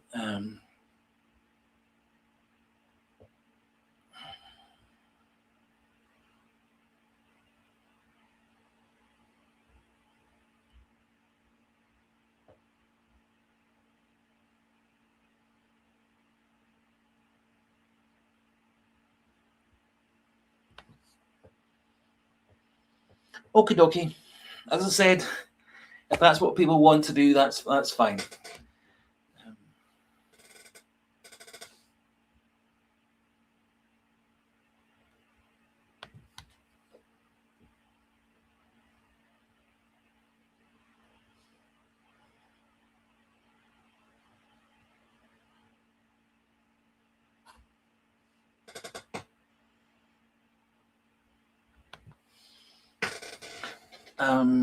If we're talking about an 80,000 seater stadium for Celtic, and that would I think take quite a big upgrade. I think there's the potential for turning Celtic into that size of ground.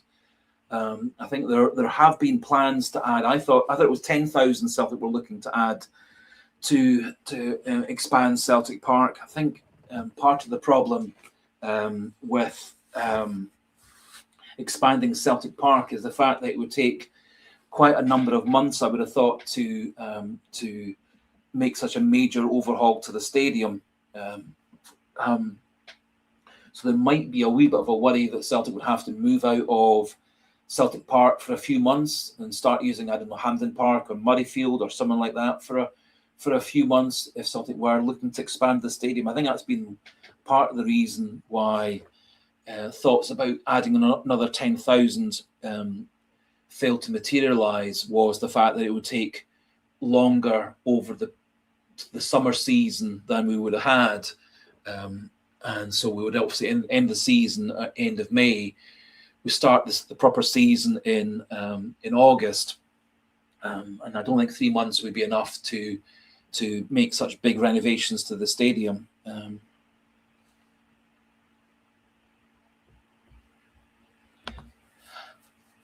I think there's quite a bit of merit in that, certainly.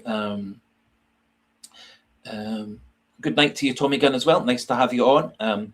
Yes, I think coming back to your point, Lauren, I think that there has been talk about expanding the stadium. I thought it was to 70,000 rather than from 60,000 to 80,000. I think as part of the upgrade of the seating and stuff, there was also going to be an upgrading of all the other facilities, toilets, eating and drinking places, Wi-Fi, internet, IT technology, scoreboards, and all these kind of things. So I think the upgrade to the stadium is going to be to add 10,000 to this capacity, and then but also to upgrade a lot of the other things which are maybe a bit old and dilapidated, such as toilets and hot water and facilities for the fans, the seating for the fans.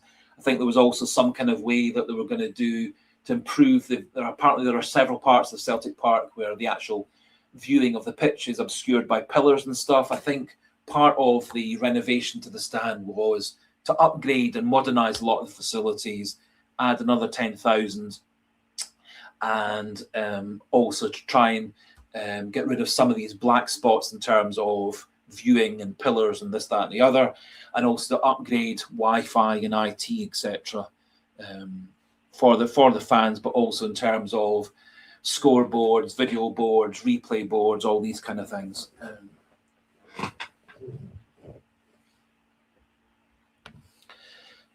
I think it probably would take an awful lot of money to have a retractable roof. But in terms of Scottish weather, etc., it would not be a bad idea. Obviously, there are some grounds in Britain, not so much football grounds, but obviously the Welsh Rugby International Stadium in Cardiff's got a retractable roof. There are plenty of retractable roofs in elsewhere in the world. Obviously, Wimbledon, the tennis, has got two courts with retractable roofs. So I think there is the capacity to do it. I think, however, it would take a considerable amount of money, and it would take a lot of time to get that built. And again, I don't think Celtic have got enough time to build and renovate the stadium. To come back to, I think, a point that Sligo Boy made earlier on, I think there probably is the capacity to add another 10,000 fans, spaces for fans at Celtic Park. I'm told, and again, I'm not an expert on these things, that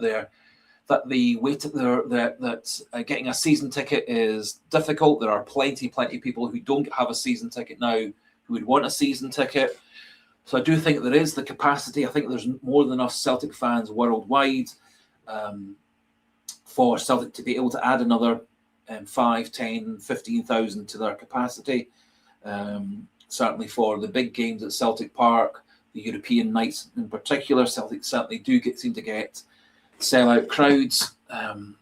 So I do think it's probably something that Celtic will do in the future. I think it's modernising the stadium for me would be more of a priority rather than necessarily expanding the stadium. I do think, as Lauren was pointing out, some of the facilities at Celtic are rather old-fashioned and broken down and not really the modern-day facilities you would want.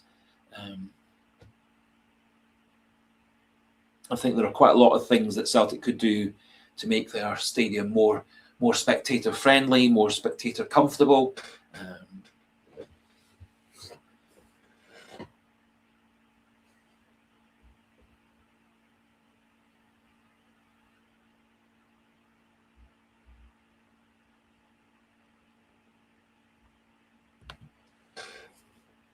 Can't remember exactly where Tottenham's. I think Tottenham did make their current stadium close to their old one. I think Arsenal did move their stadium quite a big distance from Highbury to what's now the Emirates. Everton moved their stadium a fair distance from Goodison onto the banks of the Mersey Docks area. Obviously, Hamilton is a good example of a club who basically swapped their ground with the ground that the Sainsbury's supermarket had. So they rebuilt their new stadium on the old Sainsbury's supermarket site, and Sainsbury's built their new supermarket site on the old Douglas Park. So I think there's a possibility of quite a lot of creativity. Given the fact of the amount of space around Celtic Park, there is certainly the room to expand Celtic Park, make it a bigger stadium, a taller stadium. There's even, and I think this personally would be a good option, to create a second stadium within the grounds of Celtic Park. Use that for the academy team, the women's team, use that as a training warm-up pitch as well, use that for practice games and warm-up games, etc. I think that's definitely a good option. I think Celtic as a football club does have quite a number of options in that area.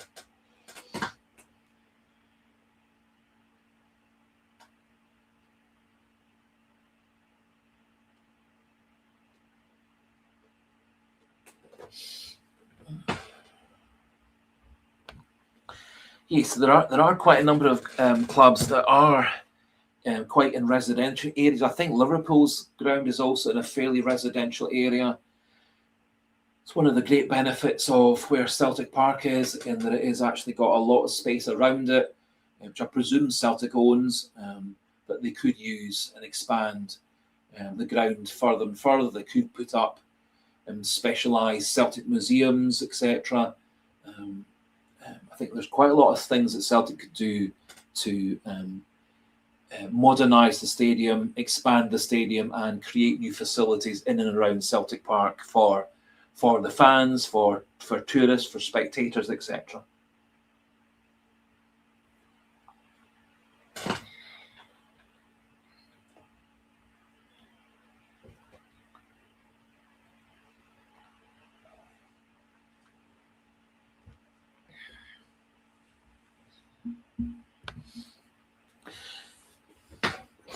to answer that question personally, the answer would be no. I've not actually over the years been a great fan of buying new Celtic strips for myself. Do from time to time get given them as birthday presents and Christmas presents. And so, to answer the question personally, I wouldn't have any intention of buying a new Celtic strip. Again, I think it's part of my mentality is not being. I don't personally see. I've got 3 or 4 Celtic strips from the past that are my favourite Celtic strips. I really like the throwback versions to what the Celtic strip was when I first started supporting Celtic 50 odd years ago. I really liked the gold strip that they had around about the time of the UEFA Cup final. It's one of my favourite strips. There's a couple of other Celtic strips that I really like. So I don't tend to be someone who buys new strips.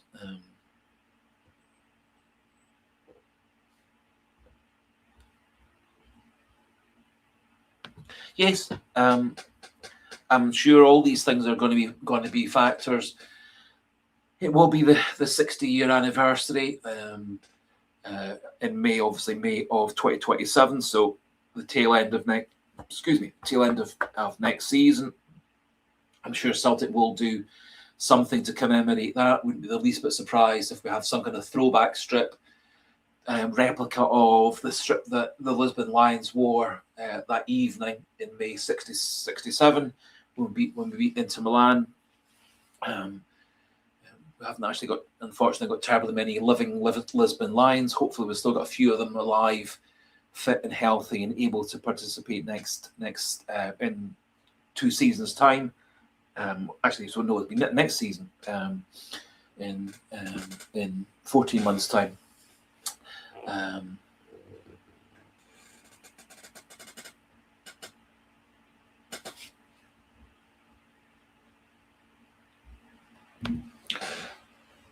It's a definite point of view, and I wouldn't criticise anybody for not putting money into merchandising. As I say, the great majority of Celtic merchandise I personally have is bought for me as Christmas presents and birthday presents. So nearly all the pictures on the wall are Christmas presents and birthday presents. There's the Celtic strip on the background, the day of 67. That was a Christmas present for my daughter.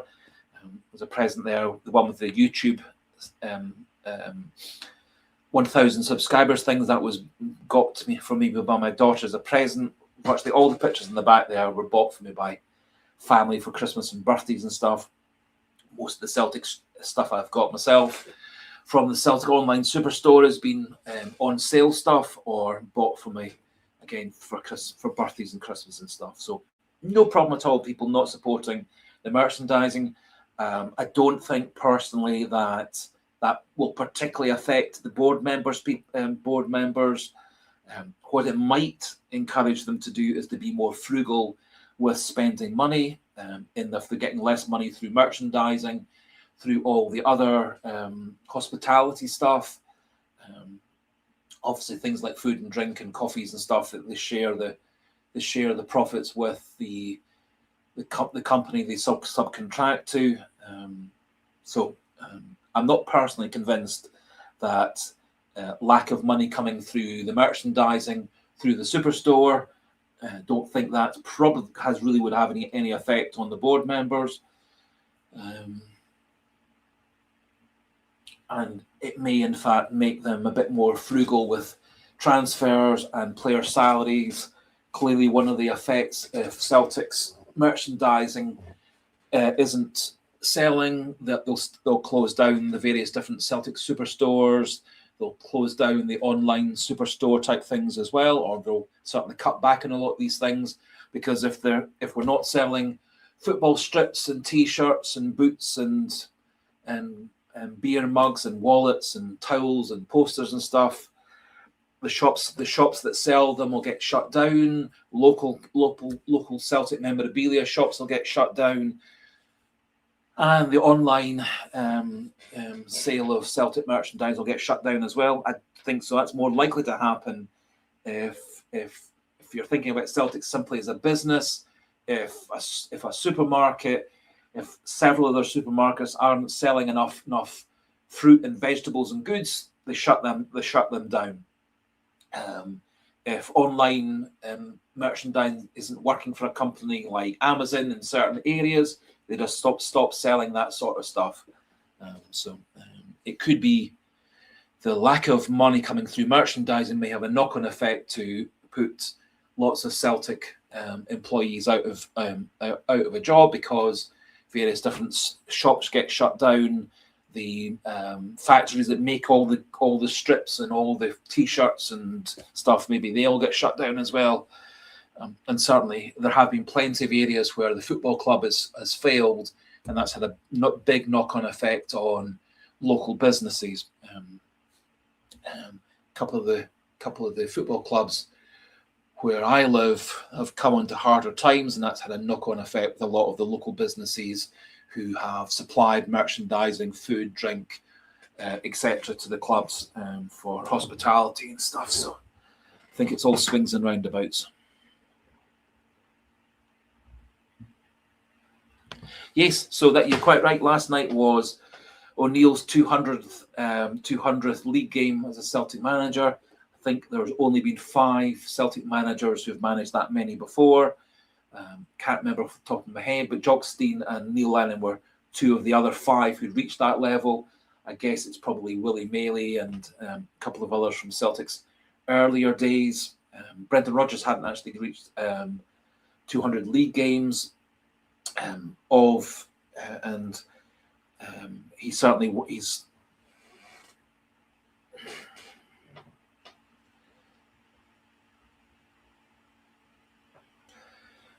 certainly, and of those 200 league games, he's won something like 164, 165. There seem to be 2 different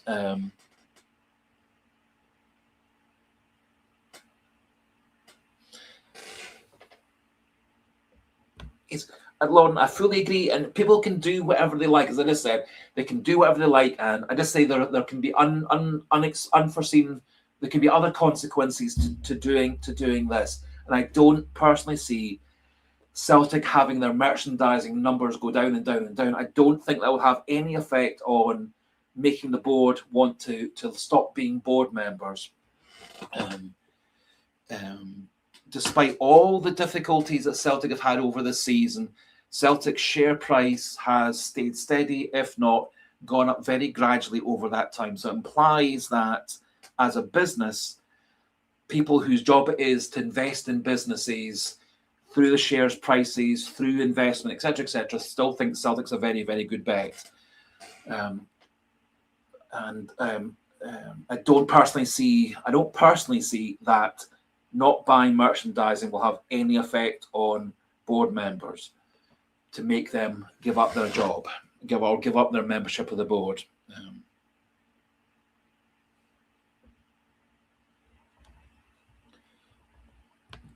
I think you and I are in a very similar position. I don't spend that much as much money on Celtic as many other people do. Support Celtic in different ways, and I think a lot of Celtic's merchandise is far too expensive. Celtic TV, I think, is an extremely expensive resource as well. I don't think we really get the level of output we need from Celtic TV. I don't even get the level of professionalism from particularly the journalists and the creative people, the directors, etc. on Celtic TV. I don't think we get a good enough service in terms of live games and delayed live games, etc. I think there's absolutely no real reason why Celtic can't negotiate, because apparently Celtic have used up all of their live stream pay-per-view slots for this season. And if we want any more games live on Celtic TV pay-per-view, we'll have to get special permission from Premier Sports and from Sky Sports. I think it should be the other way around, that we should be saying to them, I think we should have much more control over our own pictures, and that certainly has been one of the arguments particularly from Real Madrid, Barcelona, etc. A lot of the big European teams want much more control over their merchandising, their imaging rights, etc. And I think, yes, Gavi Boy, again, it kind of throws back to what I was saying earlier on. If Adidas aren't selling as many Celtic strips, they're not getting their millions and millions of pounds out of it. They'll cut their shirt deals with Celtic. Sponsorship deals will go down and down. I think all these things, but I think all of these things will have a negative effect on Celtic. Whether that has a negative effect on the board members' desire to carry on being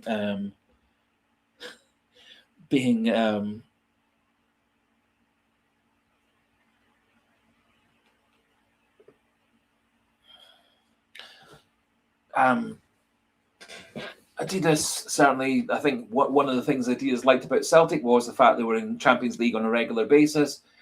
We obviously missed out this season. We've been in the Champions League several seasons in a row before that. I think next season is going to be more difficult for us to qualify because we'll have probably 2 or 3 qualifiers to go through.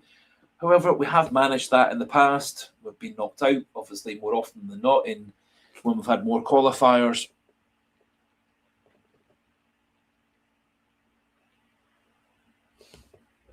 Yes. As I say, when we did live streams around that time, we had the players to beat them home and away. We had the chances to beat them home and away. Around about the 90th minute in the home game, Dyson might have had 1-on-1 with the goalkeeper. Pretty terrible shot. 80-odd minutes against Kirat Almaty in Kazakhstan. Dyson might have cleaned through on the goalkeeper. 1-on-1. Only the goalkeeper to beat, and he missed. In extra time against Kirat Almaty, we had a couple of goal chances that were wasted. It felt like Kirat Almaty were playing the whole first and second legs just to take the game to penalties. They'd played similar to that in their other qualifying games, mopping up pressure, hitting teams on the break. They had a very good system they had designed that would beat Celtic, and Celtic's players and Celtic's manager, Brendan Rodgers at that time, didn't do anything to reverse that. Yep. So we can blame the board for everything we like. However, the players on the pitch didn't deliver for Brendan Rodgers, and we had more than enough quality of players to deliver. When you looked at man for man, the Celtic player and the corresponding Kirat Almaty player, although there were some good journeyman players in the Kirat Almaty side, there weren't any real international quality players. They had one player, their 17-year-old Kazakhstani international, who's going to Chelsea next season. He was their one and only real superstar player. Lots of other journeyman players, lots of players who come to Kirat Almaty on free transfers from all around Europe. 2 players who come on free transfers from Israel. There are a few players with international experience, a few players who are Kazakhstani internationals. But player for player per player and off the bench, Celtic's quality should have been miles better than was required.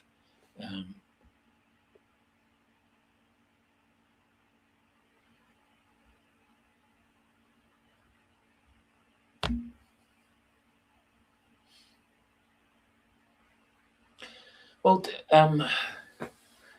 Bodo Glimt are an interesting example. Bodo Glimt have a different way of managing the side, but they have primarily focused on Norwegian young talent. Bodo Glimt do actually run a fairly tight ship in terms of their finances. They balance their books. They don't spend money they don't have. They use their money very sensibly. They concentrate on bringing through young players. So a lot of their signings are from other Norwegian teams. They have made a very strong academy at Bodo Glimt. So they develop their own players. They bring in players from all around Norway. They bring in some players from Sweden, Denmark, Iceland, etc., and improve them. They don't buy big money players from all around the world. So they have a different but similar system to Celtic. but they are a financially very well-run club. They don't just spend their money willy-nilly. They're very sensible with the way they manage their money. However, they have given Kjetil Knutsen a lot of control over player personnel, recruitment, scouting, etc. Whilst the modern vogue at pretty much every other club in British football and most other countries in Europe is you have separate scouting, recruitment structures. At Bodo Glimt, most things go through Kjetil Knutsen.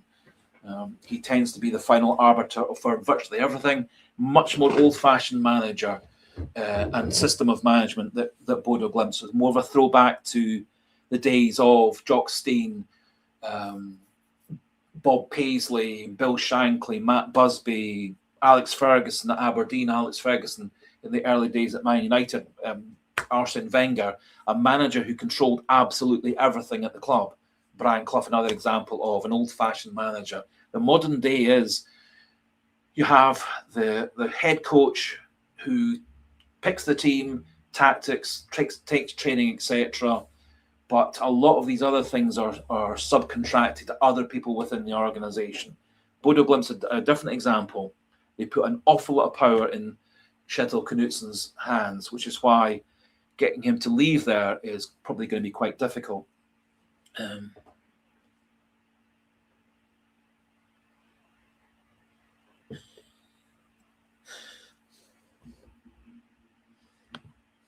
Oh dear!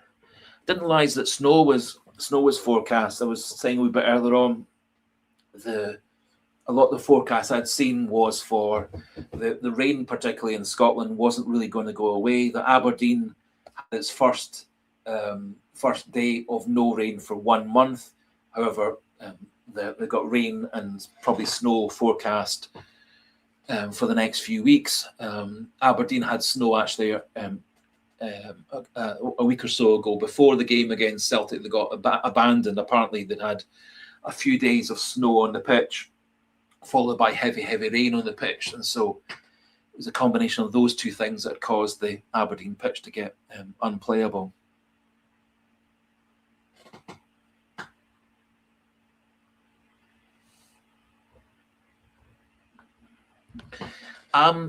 No, I probably don't need to apologise. Just saying that I'm all for fun and joking and stuff.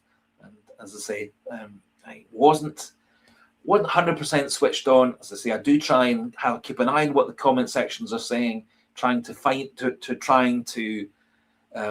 pick nice ones to keep the conversation going, some nice ones maybe to move the conversation into different areas. Got nothing to apologise for. It was a bit of fun. I'm all for a bit of fun. Sometimes when I'm doing the live streams, I also get a bit too serious and a bit too focused on things as well. So I'm sorry if at times I get a bit grumpy. Sorry if I get a bit taking things personally at times as well. Anyway, let's all move on.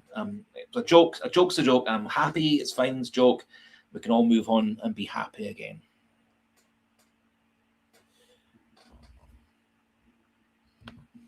Yes, you make a brilliant point. The game against Livingston was the first of 9 big games in 31 days. We've obviously got, during that time, 2 against Stuttgart, 2 against Rangers. We've got, at the end of that 31-day fixture spell, we've got a game against Motherwell. During that time, we've also got a midweek trip to Aberdeen, never an easy thing. We've got games against Hibs in that time. We've got the game against Kilmarnock on the plastic pitch. I think playing against Kilmarnock ordinarily wouldn't be a big problem. However, playing them on a plastic pitch in wet, cold, slippy conditions, never easy. Obviously, that was a factor against Falkirk a couple of weeks ago, where they maybe deserved more out of the game than they got in the end. The Nygren scrappy goal before half-time gave us a win that night. We could easily have drawn or lost that game. So we do actually have quite a number of big, difficult, important games over that period. And it was 9 in 31 days. It's something like 8 in about 30 days. It's actually a bit less than that because we've got the gap between last night's game and Sunday's game. So, but you're quite right. It's a very, very intensive spell of games.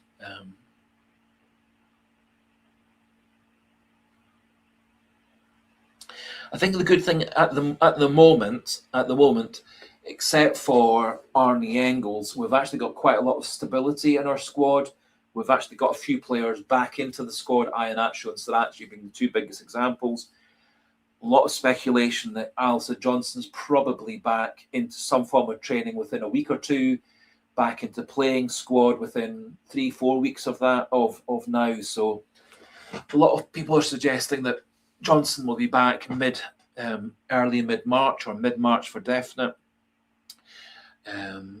We've obviously got we've brought in some potentially very good backup players and rotational players in midfield with Oxlade-Chamberlain. We've got a couple of extra options as a wide player. We've got a couple of extra options as strikers. We've got a player who potentially could be very, very good. Benji Arthur, the young player we've got on loan from Brentford. Do hope that we see him sooner or later. He's obviously a player with a lot of height. He's 6'4". He's got a good history in English football at younger levels, been part of the England under-19, under-20 squads, has got first-team experience with Brentford in the Carabao Cup and the FA Cup. Hasn't played any English Premiership games. I think he could be a very good option for Celtic in terms of defence. One of the things that Celtic lack is good aerial presence, defending high balls and long balls into the box. It's been very much an Achilles heel for the last couple of years, something that Hearts have exploited in all 3 games so far this season where they've beaten us. But I do think Celtic at the moment probably have the quality of players for a good squad rotation. Part of the problem I do have, though, is the fact that in midfield we're maybe lacking players who are I think we've got good quality players in midfield, but we haven't got players. Those players, a lot of them aren't very consistent or in form. Hatate, Paulo Bernardo aren't really in form. McGregor and McCown have been a bit hot and cold in their form. Engels has probably been our most consistent midfielder, but then he's injured for a certain period of time. I think I make a good point. I think Chavin Chara could prove to be a very good striker for us going through to the end of the season. I think it's probably at this point time that O'Neill decides which of Chavin Chara or Adamu is going to be his first choice striker for the rest of the season, and probably stick with that person, injuries permitting, within the bounds of resting and rotating them to maybe protect them for games against Rangers, games against Hearts, or the European matches, etc. Yep.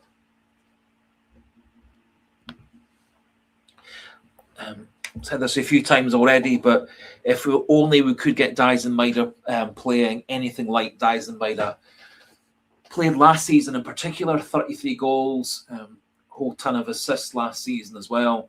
He was by far and away Celtic's best player last season, by far and away the best player in Scottish football last season. Hatate had a super season for Celtic last season. He doesn't seem to have been firing on all cylinders since he got injured against Aberdeen in that midweek match just before the end of the season.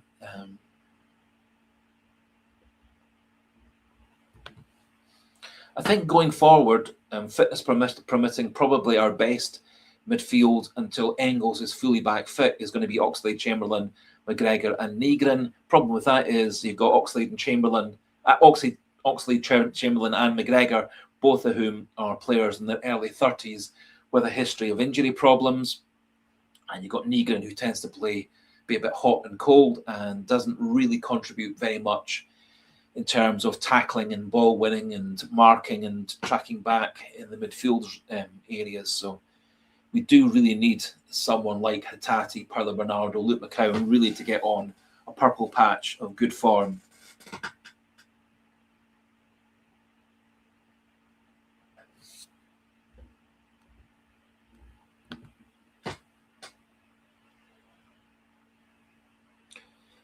Yep. So said discuss this a wee bit earlier on. But yes, I think Celtic probably, if Engels is not fit, I think we have to start Oxlade-Chamberlain against Kilmarnock on Sunday, even though it's on the plastic pitch.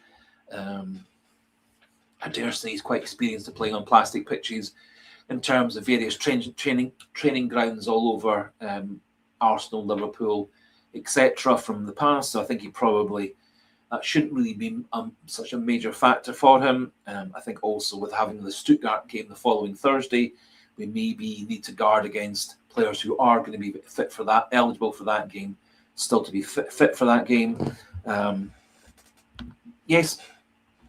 And Wyoming CSC, totally agree. We should have put Livingston away in the first half, just like we should have put various other teams away early in the season under Rodgers, under O'Neill, under Nancy, under O'Neill again. This period, there's been plenty of games where we have had lots of chances, lots of possession, lots of predominance and pressure on the opposition, but not really put them away. In general terms, in the two spells under O'Neill, as opposed to the other two managers, under O'Neill, we've found ways to win those games, even though we're not putting away all our chances, or in a few of the games, we've maximised the fewer chances we had, particularly, let's say, against Feyenoord Rotterdam, where they actually had more chances, more shots on goal than we did. Falkirk also had more chances than we did in that game. We played at their ground a few weeks ago. But we definitely should have put Livingston away in the first half. It would have made things far simpler in the second half. We could have rested and rotated players. We could have given players like McGregor a bit more of a rest. We could have given maybe Scales or Trusty a bit more of a rest. Trusty and Scales have played an awful lot of games since Trusty got himself fit around about the same time that Carter Vickers went out.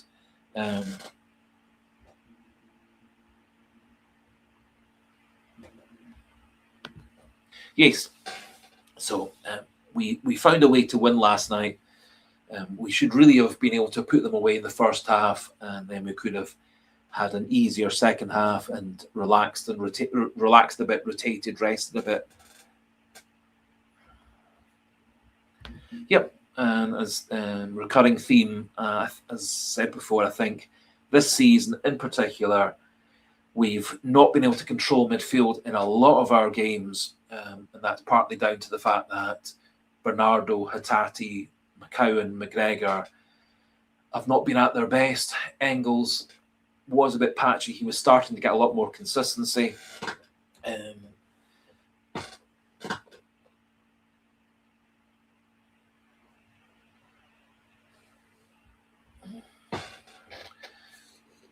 And it does feel like Celtic do struggle quite often to get hold of midfield. When we do get hold of midfield, we very much get on top of teams, which obviously was the case for the early part against Livingston last night. The first half against Rangers, the first half against Hearts, long spells of the cup final against St Mirren. But in all those times, sooner or later, we've lost control. We lost control of the midfield to Dundee. We lost control of the midfield to Falkirk in that game on the plastic pitch a few weeks ago when we beat Hibs 2-1. Again, having gone into a lead at 2-0, we let Hibs back into the game. In the game against Hearts, which ended up 2-2, again, McGregor, the midfielders, lost control of midfield for us. So an area which on paper should actually be quite strong, given the fact we've got three good quality backup players, isn't really bearing fruit because those good quality backup players aren't playing as well as they could do and should do, whether that's just down to motivation, whether that's due to not playing regular first team football in starting games, that they get a bit ring rusty, I don't know, but certainly Paulo Bernardo, Luke McCowan, Rio Hattati this season just haven't been up to standard when they've come in to start games or come on off the bench.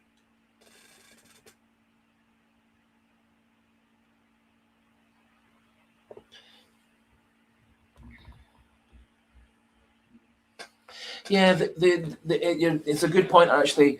I do think at times when Celtic are being a bit more defensive, they do tend to kind of bypass in midfield and just punt the ball up the other end. I think that was a problem we had against Bologna when we went down to 10 men, against Hearts when we went down to 10 men, even against Hearts before we were down to 10 men. We did actually quite often just kick the ball up into the other team's half and then defend deeper. I do think Celtic actually are a better quality team that has to do that. And at times it did seem a wee bit aimless and just punting the ball up the other end. So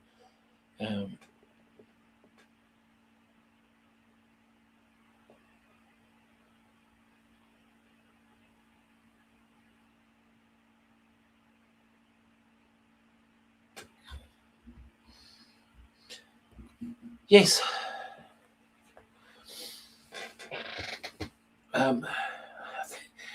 I think a lot of us would like to go back to Ange Postecoglou's second season at Celtic, where Celtic played nice, bright, attacking football. We won lots and lots and lots and lots of games. We were playing against, in Scottish football, pretty good quality of football in Scotland. One could say that in the first spell under Brendan Rodgers, the quality of teams we were playing in Scotland wasn't nearly as high as it was in his second spell. So I think there is an argument to going back to the Celtic way of playing nice, bright, attacking football. Trying to, because you are so dominant, you keep the other team penned in their own half. You move the ball quickly out of defence. And to me, since Rodgers came back the second time, Celtic got quite negative in the way they played. An awful lot of in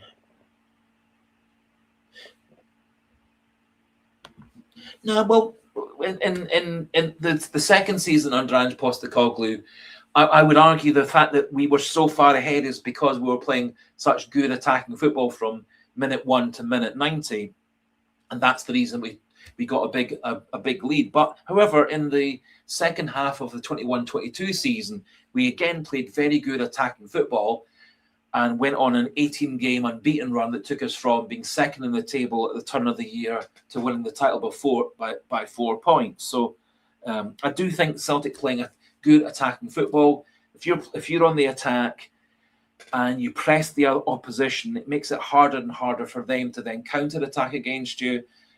And under Rodgers and under Nancy this season, we got caught out on the counter-attack far, far too often. And I think it's a bit of a balancing act of when you are pressing the opposition, you need to stop them getting out their half.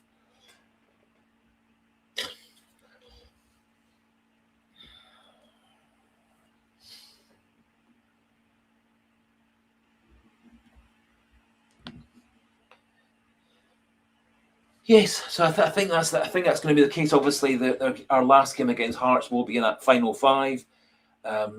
Our last game against Rangers will be at Celtic Park, so I think those are both obviously big advantages. I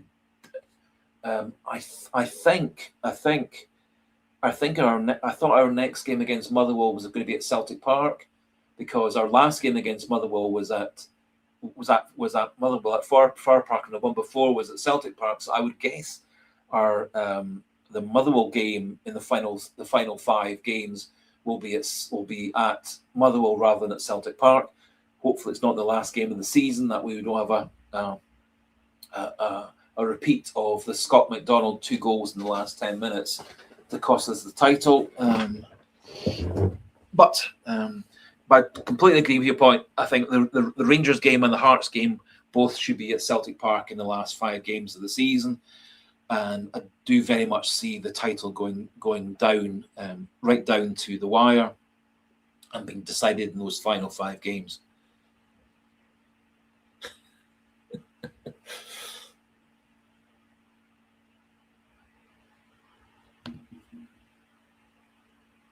No, the Motherwell beat us at Motherwell. So we beat Motherwell 3-2 at Celtic Park, and then they beat us 2-0 at Motherwell in the game around about Christmas time. So I'm pretty certain the last time we played Motherwell was at Fir Park, and that was the one that ended 2-0. And it was one of Celtic's games in hand that we blew, unfortunately. And previous time we played Motherwell was a 3-2 at Celtic Park under Brendan Rodgers, where we went 1-0 up. They then went 2-1 up. Then Negrin scored a goal from a goalkeeping mistake, and then Dyson might have scored an added time goal with a header from a nice wee cross from Balakwisha, one of the few times he's actually done anything very positive for Celtic in his time at Celtic.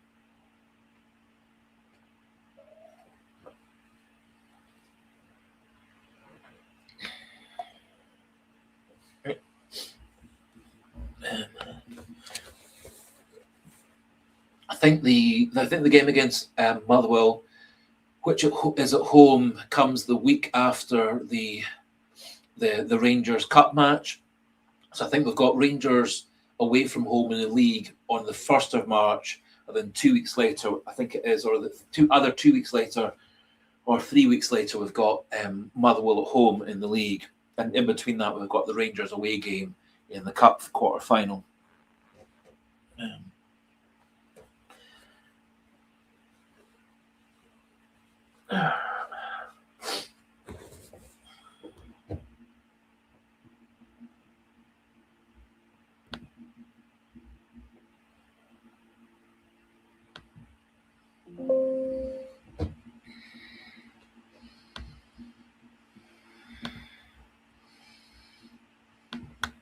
Great to have you on, Clashman Numpty.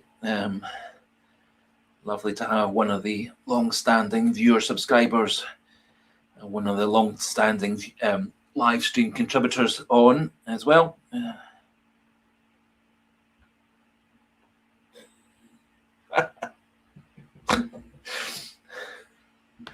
If only it was so simple as just giving the title to Celtic. And I think what this season shows us is that sometimes I think a lot of maybe sometimes Celtic football players, Celtic board members, Celtic fans get a wee bit complacent and just assume that we're going to win the league and the League Cup and the Cup every season. I think it does require a lot of hard work. I think it relies on a lot of good team spirit and cohesion, and all the team, including the fans, the board, the executives, everybody working together. And I think this season everything's completely fallen apart off the pitch, on the pitch. All the changes of manager, a lot of uncertainty off the pitch, uncertainty on the pitch with players coming and going, short-term fixes, etc. It's not been a great season for Celtic in a lot of ways. And if we come out of this season with a double, it would be a remarkable achievement. And that's largely going to be down to O'Neill, Maloney, Fotheringham, McManus producing some stability and enough of the players playing near their best form.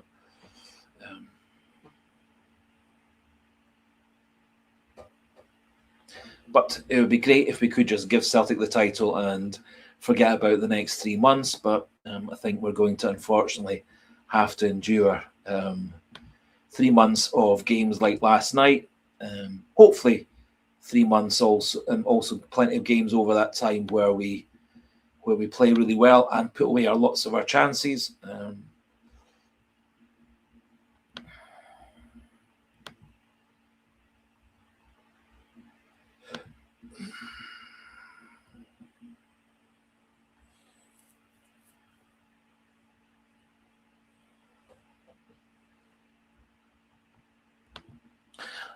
Don't know about building a chapel for Martin O'Neill, but I think I would be. I don't know whether Martin O'Neill would want to give up a lot of his media commitments to have a role at Celtic in the longer term.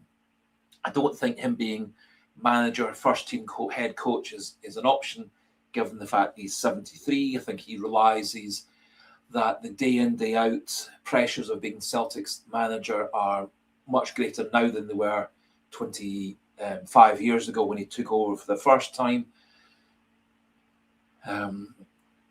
So I'm not massively sure that he would have the ability to be Celtic's permanent manager at the age of 73, having been out of football for 6 years prior to coming back as a caretaker manager earlier on in this season. But I can certainly see him being some form of director of football. I could easily see him being part of Celtic's board and being some form of liaison between the board, the executives, the players, the fans, etc.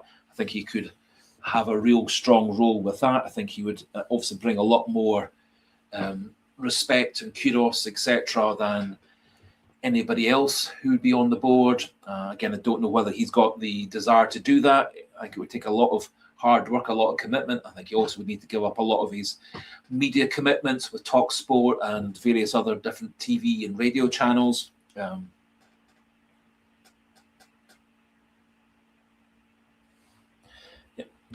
I said, I don't think Martin O'Neill envisages himself being at Celtic any later than the end of the season. I think certainly having him back from time to time as an ambassador might be a very good idea. I think having him possibly some form of liaison between the players, the manager, the coaches, the executives, the board, the fans, etc., might be a good option.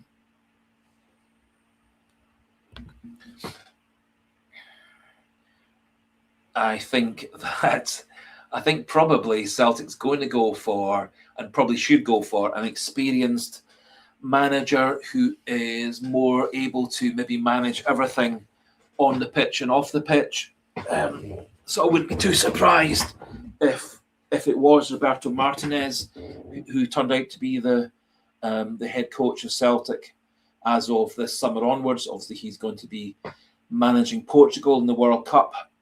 So it'll be a wee bit later in the pre-season before he comes to join Celtic. However, if, for the sake of example, Sean Maloney was going to be his assistant manager with Mark Fotheringham and Stephen McManus as the backup head coaches, you could have Maloney doing the work on the training pitch with the players in the early pre-season. You could have Maloney and Martinez masterminding the transfer window and recruitment, etc., with Martinez still in charge of Portugal. So I think there's some argument with that.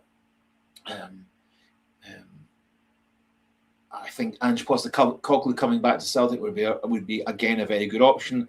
I think it would be a different. I don't think it's a great idea managers going back to clubs they've been at before, nor a great idea for players to go back to clubs they've been at before and been away from. I think it can work from time to time. It certainly seems to be working with Kieran Tierney going back to Celtic. It didn't really properly work out with Rodgers going back to Celtic. I think Postecoglou is a very different person to what Brendan Rodgers is, and I think he would take control of Celtic much better than Rodgers did. I think Postecoglou would bring all the various different departments at Celtic together better than Rodgers did.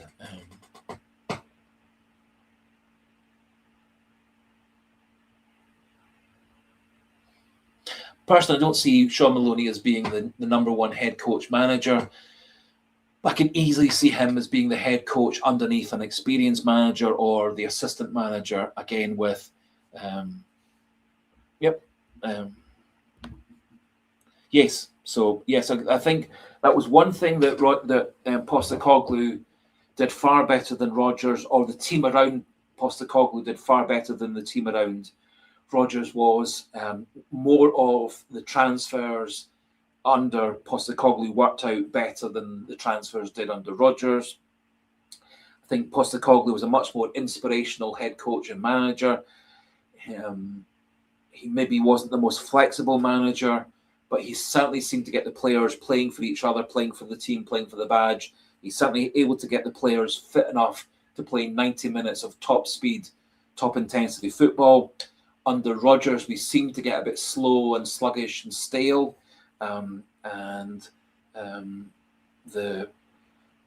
Can't remember the figures exactly for the Livingston match yesterday, but we had nearly 700 passes in the game against Livingston last night, of which 400 were sideways passages, lateral passes, which obviously, if you're doing a lateral pass, it can occasionally move the ball swiftly from right to left or left to right, but it's not really getting the ball forward. Now, so sometimes a lateral pass can create a space for a good run and a good forward pass, but for me, far too many of our passes under Rodgers, and quite often when we're struggling in games at the moment, the passes are going side to side without really getting things moving forward.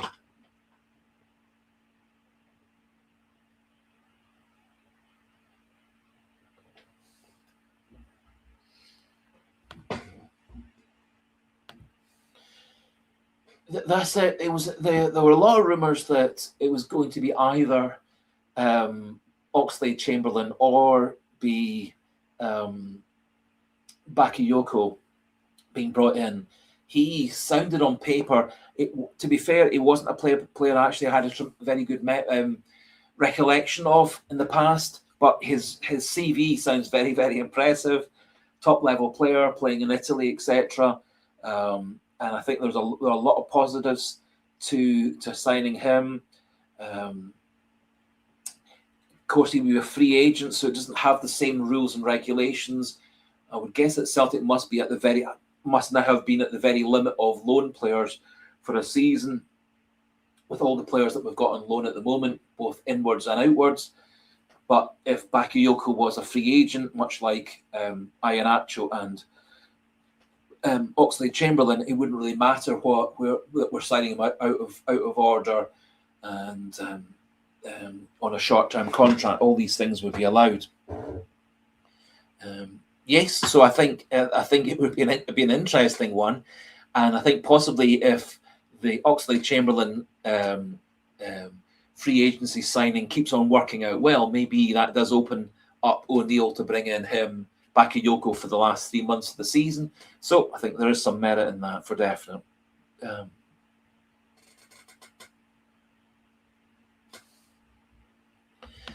I think the story with Oxlade-Chamberlain, according to a few of his ex-teammates from Liverpool and Arsenal and from England, is yes, he can play wide right, he can play wide left, but he hates playing wide right or wide left, and he wants to play centrally. And my personal feelings that Celtic have signed him to be a central midfielder and or an attacking midfielder. So I think they were looking for him to be a partner for McGregor in midfield, to be a deputy for McGregor in midfield if McGregor was being given a rest, and for also him to move forward to be the Benjamin Negrin attacking midfielder role behind the main striker.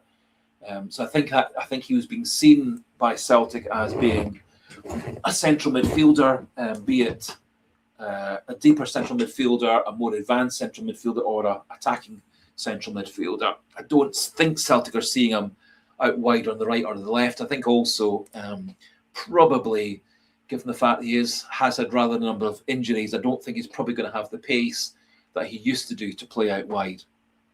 And certainly in recent times at Besiktas, he was playing much more central, which is where he likes to play. And I think that's probably where O'Neill and Maloney have earmarked him to play for the rest of the season.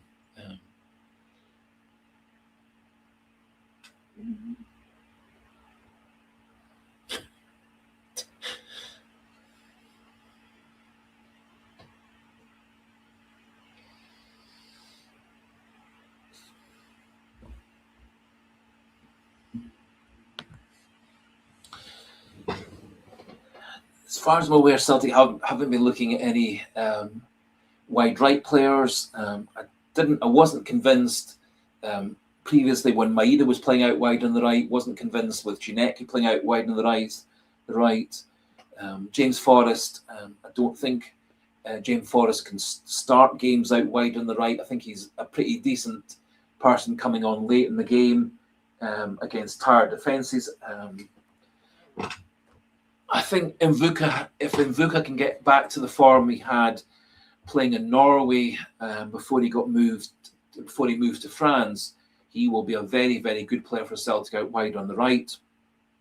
Part of the problem that Mvuka had was when he moved to Lorient in French football, they completely changed the way that he played football. Rather than being an attacking right winger, they wanted him to be more of a wide right midfielder, even a wing-back style wide player on the right. So for Lorient, he wasn't really being played in his best attacking position, which is where he made his name, playing for Bodo Glimt and playing for younger levels.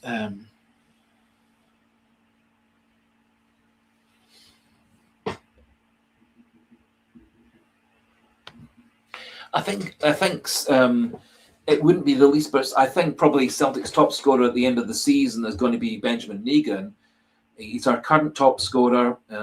We've had obviously an awful lot of chopping and changing and changes of player at centre forward this season. We've had obviously Iheanacho, we've had Kenny, we've had Maeda, we've had Chavanchara, we've had Junior Adamu now. So we've had a lot of different options at centre forward. For that reason, I don't think any of them have played enough games to have scored enough goals. So Benjamin Negrin's our top scorer. I think it's going to be similar to a few seasons ago where Matt O'Reilly ended up being our top scorer. However, for the second half of the season, I could certainly see Chavanchara maybe getting somewhere around about 10 to 12 goals. Adami scoring 8 to 10 goals, something like that. I could certainly see Oxlade-Chamberlain scoring quite a few games.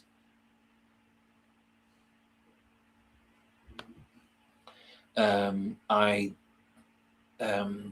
don't know the attendance for either of those two games.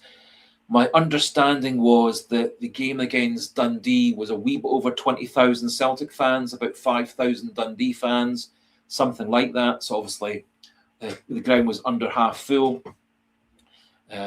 Certainly a few of the statistical sites were suggesting the crowd was somewhere in the 25 to 27,000 level for the Saturday evening game. I've got no idea. I haven't read anything about the spectator numbers for last night's game. It looked like there was more fans at Celtic Park last night than had been the case at Dundee, but again, that's just my own observations from television. I got no idea what the official numbers said. It certainly sounded like the crowd were more on Celtic's side last night than they had been. The Dundee match, for one reason or another, the crowd were rather quiet. There were plenty of times where the Dundee crowd were making a lot more noise than the Celtic fans. It didn't seem to be the case last night. There seemed to be a much smaller band of Livingston fans at the game.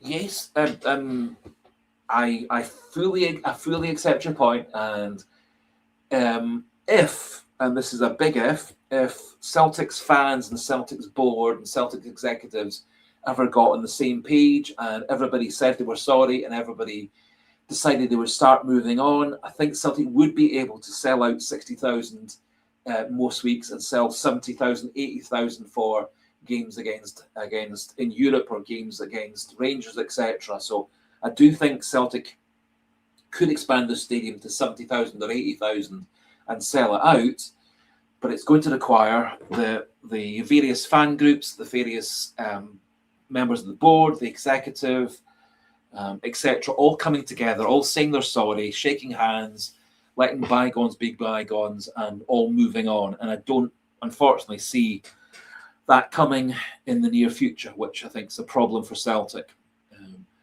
And I think the longer the difficulties are on the pitch, off the pitch, disputes between the fans, the fan groups, the various different ultra fan groups and the board and the executives, and all the difficulties that's also having in terms of some of the fan groups with the police, the court service, the Glasgow Safety Board, all these things. I think there's an awful lot of issues on and off the pitch that need to get resolved. And I think that's all going to hold Celtic back in the long run.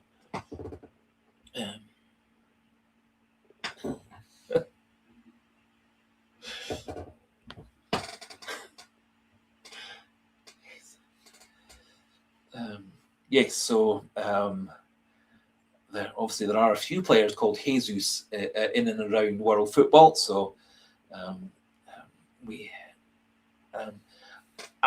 to be fair, I think Martin O'Neill has as not too unexpectedly, very, very quickly summed up what was possible with Celtic's players, with the fact that he is an interim temporary manager this in the transfer window that finished at the end of January, that he's a temporary manager for the rest of this season. For that reason, I think that's why Celtic went so heavily on loan players. I think actually signing free agent players makes an awful lot of sense. I think if it turns out well, Oxlade-Chamberlain could be a signing that very much changes Celtic's fortunes as long as he stays fit.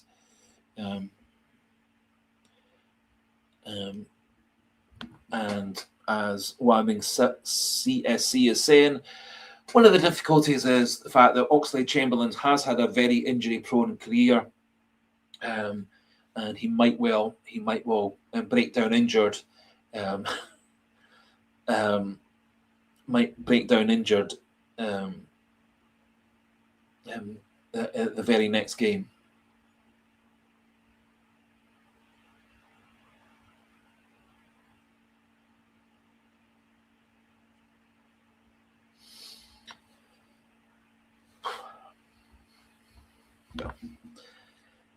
Expanding the stadium to anything beyond the current capacity is a moot point, because there's, as far as I know, there's absolutely no plans for it at the moment. There were plans made and preliminary plans and research done about how long it would take to expand the stadium to 70,000, etc. How many months of football playing time Celtic would lose if we did go to that. Which tends to be why any renovations to the stadium at the moment tend to be relatively small rather than major. So if we were going to convert to 70,000 or 80,000, it probably would mean shutting down Celtic Park for 6 months.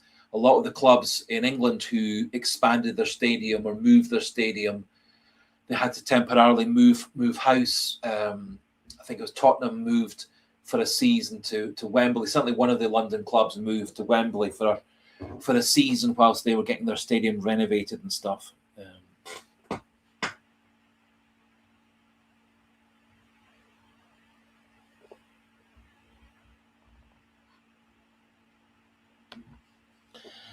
Yeah, I don't know. Yeah,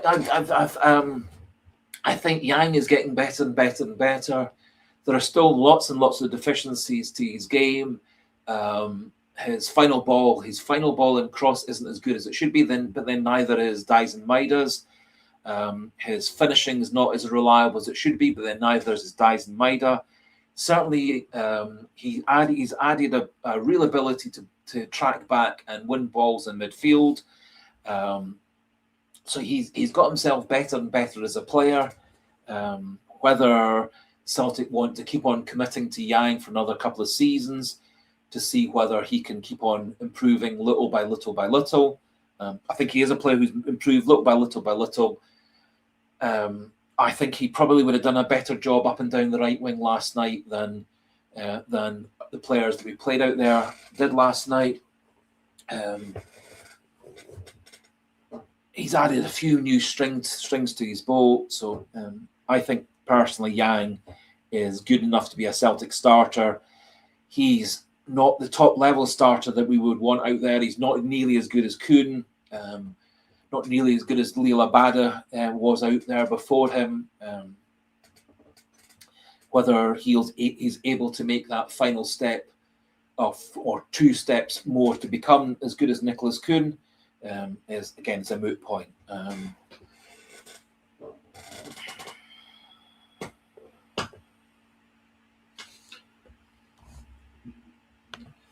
Can't remember who I was having this debate with, but we were both agreeing that Celtic weren't taking enough shots from in and around the edge of the box, that we're trying to walk the ball into the net far too much. I can't remember who I was having this little discussion debate with. It could have been you, Clashman Numpty. I can't remember who it was with, but it was a few days ago, prior to the Dundee or prior to the Livingston match. And I think the Oxlade-Chamberlain goal last night is the perfect example, actually, if you think about it. The Sirachi goal Our first goal last night was again the same sort of thing. You shoot from the edge of the box. It's quite often through a ruck of players. The goalkeeper's unsighted. Sometimes it takes a bit of a deflection, like the Sirachi goal. Quite often, the Sirachi goal and the Oxlade-Chamberlain goal, the goalkeeper doesn't really get a proper view of it until the last minute. The Bologna equaliser in the 2-2 draw was much like that as well. The Bologna wide player shot from the edge of the box through a ruck of players. Schmeichel saw it at the last minute, or the last second rather, and it went past him. So I do think Celtic should be shooting from the edge of the box far more often. Unsighted goalkeeper, deflections, rebounds. As long as your players are the first to react to that, you're going to get lots of goals as well. It's one of the ways that Hearts get quite a lot of their goals is winning that first header and then being the first player to the second ball. A lot of Hearts goals this season have come that way.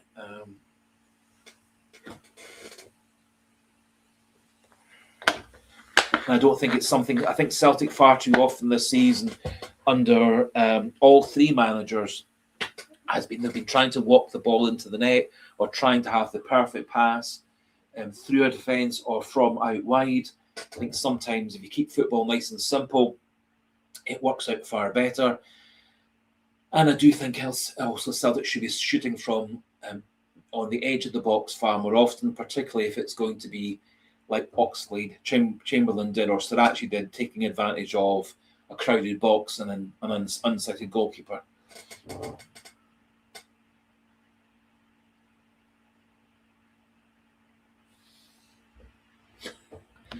That's also been, you're quite right, that's also been one of my frustrations, is that Trusty and Scales are very, very reluctant to take a shot at goal. There were several times over the last few games, particularly Liam Scales has been up in a position to shoot from 25 yards or so, and he's hit a pass, he's dithered and dawdled and waited half a second or two, then he's hit a pass out wide to the left winger like Chinecki or Tierney or whatever. And by that time, everything's then got very crowded again in the box for any cross or pass into the box. It is a wee bit of a frustration, is that we don't really seem to have anybody in the defence who is willing to step forward into midfield or step forward into that final third to shoot. Maybe going back to Virgil van Dijk, he was a centre-back who liked getting himself further and further forward. Carter Vickers does it a wee bit, but not nearly as much as he should do, which is why there's an argument maybe for in many times in Scottish football, Celtic could certainly play a player like Kieran Tierney as a centre-back. Maybe in the future when he gets fit, Alison Johnston as a centre-back. In it, both those players are much more confident in getting the ball forward, much more confident shooting for goal, and certainly both Trusty and Scales seem to be almost allergic and virtually you can't convince them to shoot for goal.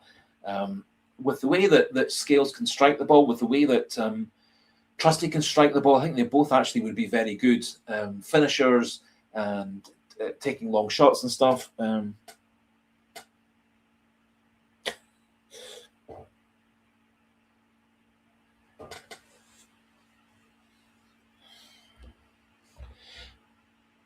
Yes, you make a brilliant point, Clashman Numpty. The players that we've got at the moment are the players that we've got, and we'll have them to the end of the season. Theoretically, we could add a player from free agency. I think probably, given the fact it would take a bit of time for that player to bed in, that's probably going to take up the duration of the rest of February into late March. I think bringing any player into a squad takes a few weeks as a minimum to really get them bedded into the team fully, and everyone knowing how that player plays, how to pass to them, what runs they make, etc. Which is why I think Adamu and Chavanchara and Mvuka all deserve a bit of time to get used to the club. We've been quite lucky with several players coming straight into the team, like Negrin, Arojo, etc.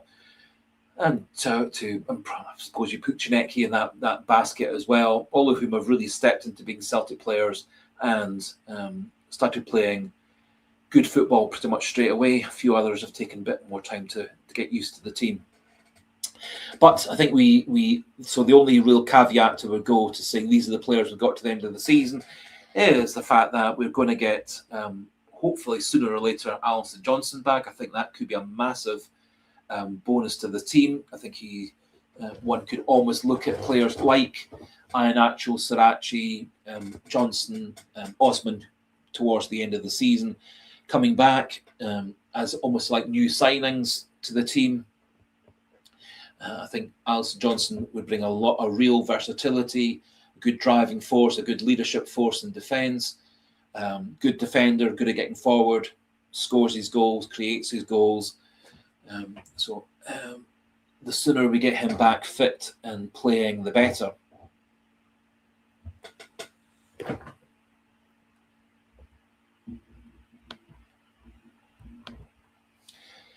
Yes.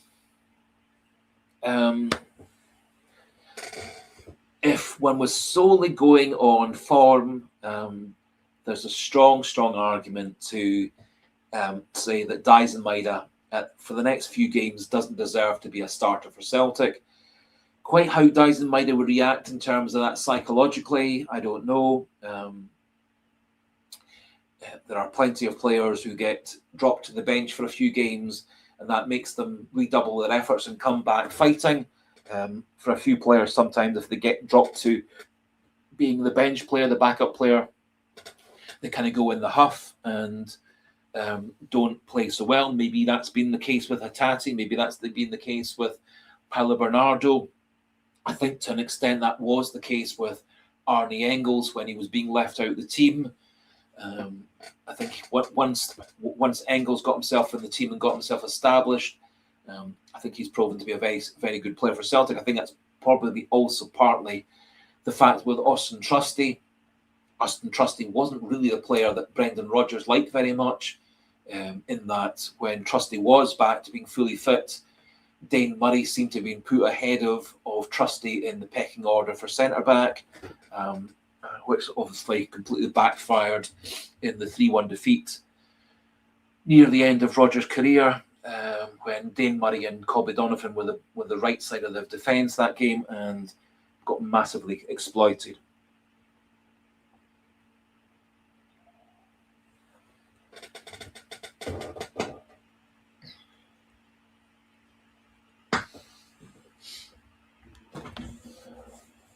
Yes, I agree.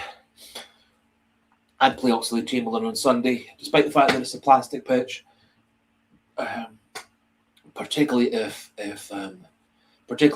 Engels is out, which I'm almost 100% certain will be the case.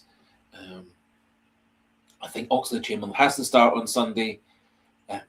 We've then also got the fact that he won't be playing the following Thursday. I think that also does allow him to recover from any knocks and aches and pains, etc., from the Kilmarnock game.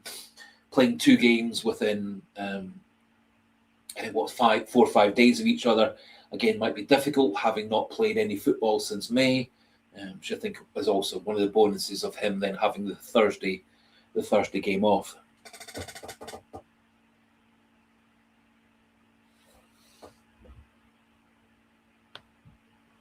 Yep.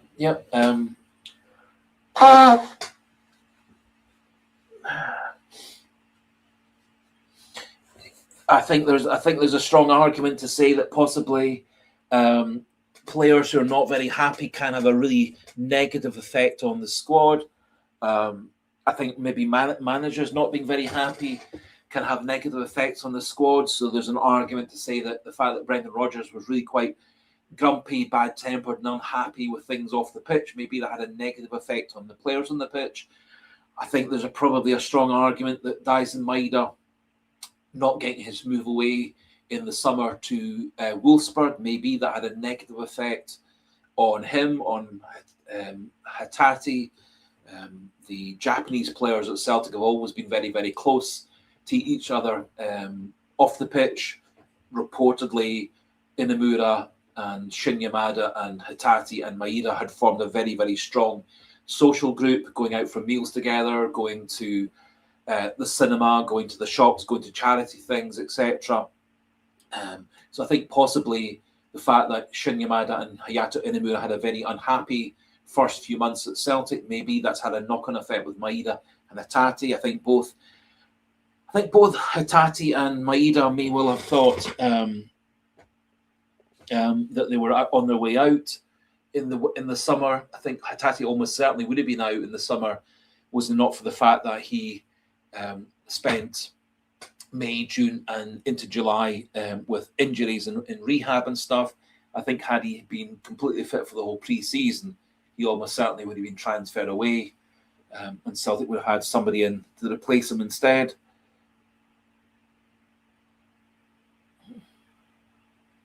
So I understand people's reluctance to play Oxlade-Chamberlain at the game against Kilmarnock on Sunday. Certainly, the plastic pitch isn't always the easiest pitch to play on. However, I'm sure Oxlade-Chamberlain has played on hundreds of different plastic pitches over the years. A lot of clubs use plastic pitches for training in the wintertime, when obviously the grass pitches are rather muddy and rutted and stuff. So I think it's probably worthwhile risking Oxlade-Chamberlain, assuming that he comes through the game yesterday, on Wednesday, that he trains well on Thursday, Friday, Saturday. I can't see any reason not to make him a starter on Sunday. And I think, as several of you have said on the live stream, who could be a major difference maker for Celtic over the last wee bit of the season.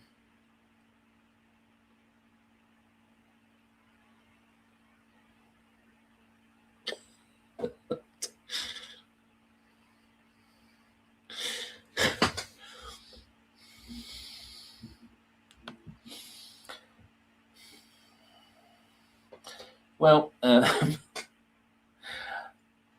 to be fair to Luke McCowan, he has had spells this season where he's actually put in some decent performances, particularly when he's come off the bench. He scored the winner against St Mirren right at the start of the season. The game against Dundee, it was his lovely 1-2 pass with Sebastian Chinecki that set up the winner. He has had some decent games for Celtic. Nearly all of them have been when he's been coming on with 15-20 minutes to go. The few games where he has been the starter for Celtic, be it as a midfielder or as a left wing, right wing type position, under other managers, he's not really delivered. And Paulo Bernardo certainly hasn't delivered at all, in my view, this season. He was a wee bit hot and cold last season, some injuries last season, but he hasn't been anywhere near as good as he was when he was our player on loan. He seems to have really taken a dip since he became a permanent player at Celtic.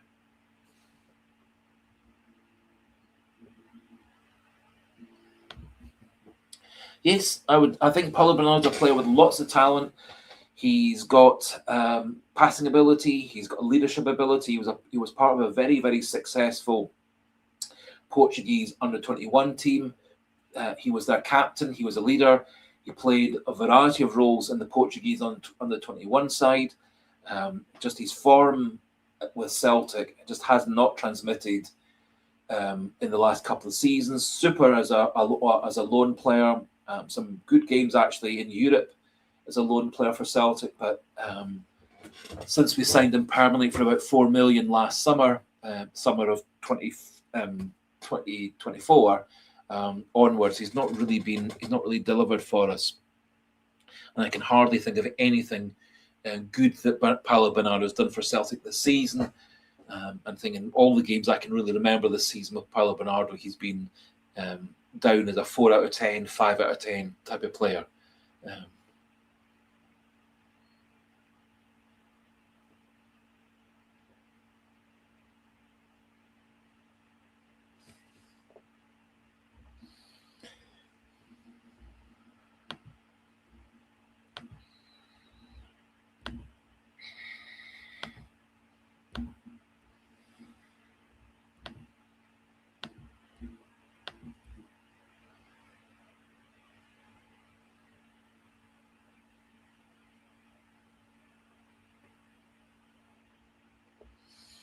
Yes, I think there are two definite things that Celtic really need to improve on this season. Well, actually, three things.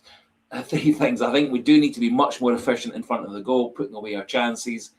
It cost us a lot of games under Nancy. It cost us games under Rodgers. It's luckily not cost us any games under Martin O'Neill, but it's been very, very close several times.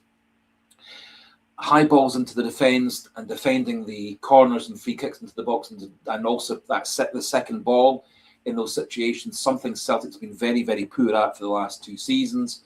Doesn't really feel that Celtic's made any progress with that in the last 2 seasons. To be fair to Scales and Trusty, they're both about 6'3", so they do actually have good enough height to defend high balls into the box. I think part of the difficulty we've got is none of our other players are really that tall. Johnson about 5'11", Tierney's about 5'10", 5'11". A lot of our strikers are on the small side. Now, admittedly, we have got taller strikers with Iheanacho and Chavanchara and Adamu. But part of the problem is, particularly when we play against Hearts, for example, or St Mirren, they've got so many big, tall players in attack and big, tall players in midfield and in defence that we just don't have enough tall players to mark them.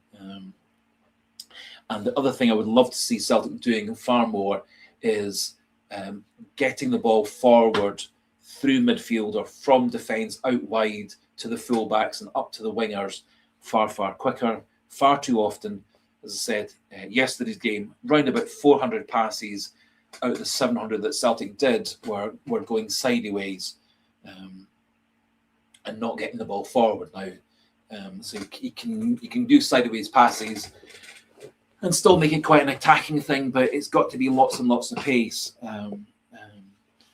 And you've got to be passing quickly. And one of the difficulties is that Liam Scales in particular isn't terribly quick at making that forward pass. And Callum McGregor and Hattati are also rather slow at making that forward pass these days. And too often it's a sideways pass. It's just we're going round and round. No, not quite going round and round in circles, but we're not getting the ball forward. We're not putting teams under pressure quick enough. And we're allowing teams to get their defence reorganised. Yes, I wouldn't be all right. Well, apart from Iheanacho up front, I think that's a pretty decent side that Celtic could put out on Sunday. Presumably, we've got Arojo or Donovan in at right back.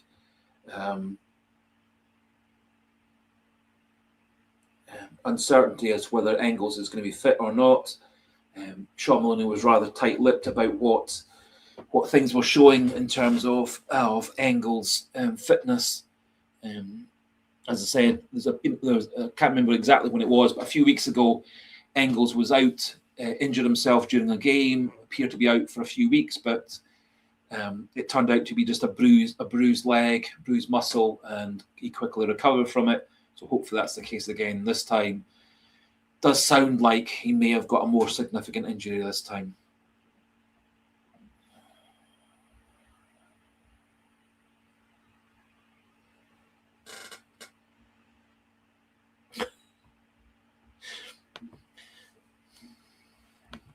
Well, theoretically, we can win a treble this season. I think winning the Europa League probably is going to be beyond us.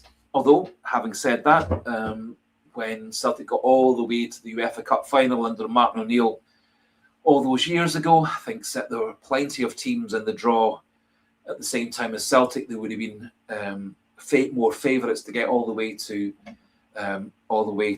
Seville. After all, we beat Liverpool in the we beat Liverpool on the way to that UEFA Cup. We beat Blackburn on the way to that UEFA Cup. So they were two of England's best team at that time. And unfortunately, we got beaten by Porto in the final. Porto the next season went on to win the Champions League or European Cup. Can't remember what it was called at that point. But anyway, it's the last time any team out with the big 5 leagues has ever won the top tournament in European football. Was back in back with Porto the year after they beat us in the UEFA Cup final. So it's a long time since anybody from anything but the biggest, richest, strongest leagues has won the top tournament in European football. So I would be surprised if Celtic can get anywhere near that in this year's Europa League. However, as I've said many times before, and maybe I'm just too optimistic, too head in the clouds, the sun will come out tomorrow. I think Celtic will get the double this season.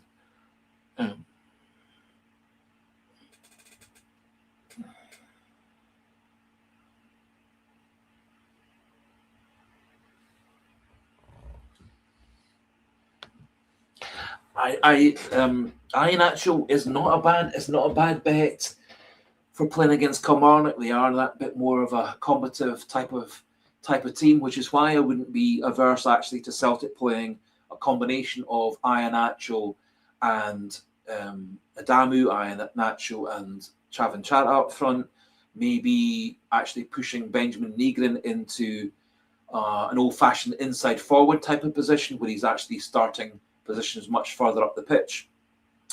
He's played that role very often in previous teams around Scandinavia. It's a role he's played for the Swedish international team. He's scored a couple of goals for Sweden playing as a second striker. I think Iheanacho playing up front is a very good idea. I think playing another striker off him would also be a good idea as well. I think Celtic playing in different ways in different games would also be a really good idea. I think quite often Celtic get rather fixed in one way of playing football, and a lot of teams know how to set up against them, which is possibly why at many points this season we've often had domination in the game, and then it's all kind of fallen through. Livingston certainly seemed to adapt to everything for the middle sort of 60 minutes of the game. So they didn't actually have terribly many chances in the spell from around about the half-hour mark to around about the 80th minute.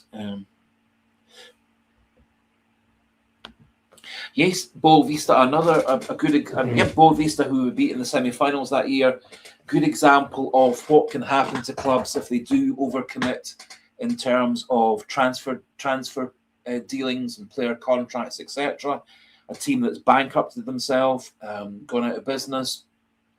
In essence, they were chasing the titles, chasing the cups in Portuguese football, spending money they didn't have, and they ended up bankrupting themselves. Something that can happen.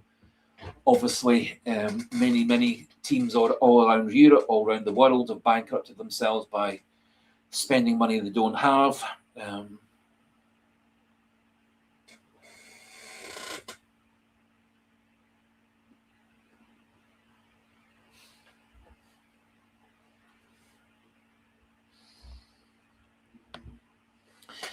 There's certainly an argument that if Dyson Maeda was dropped to the bench by O'Neill for a couple of games, that it might just get Maeda playing like the old Dyson Maeda, in that he is still in the Japanese international squad. He's not starting terribly many games for Japan at the moment anymore. His role within the Japanese team is very much different from what it used to be. He's often been playing more of a midfielder, wing-back role. He's played a variety of different roles for Japan this year.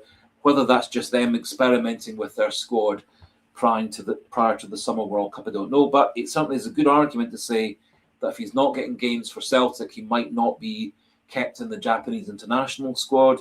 So maybe that psychologically might just kickstart his resurrection this season. I don't know.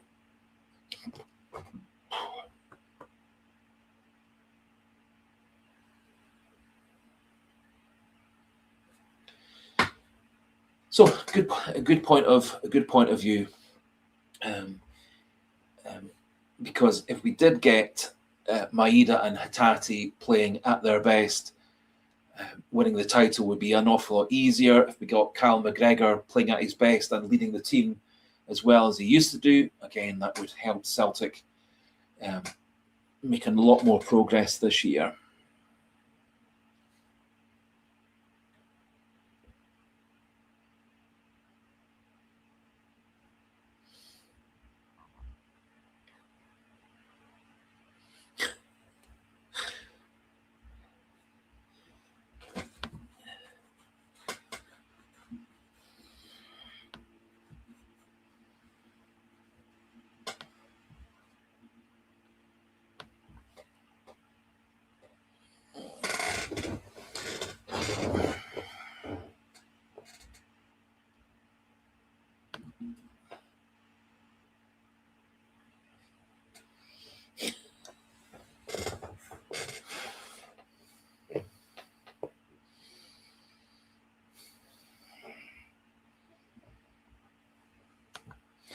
Yep.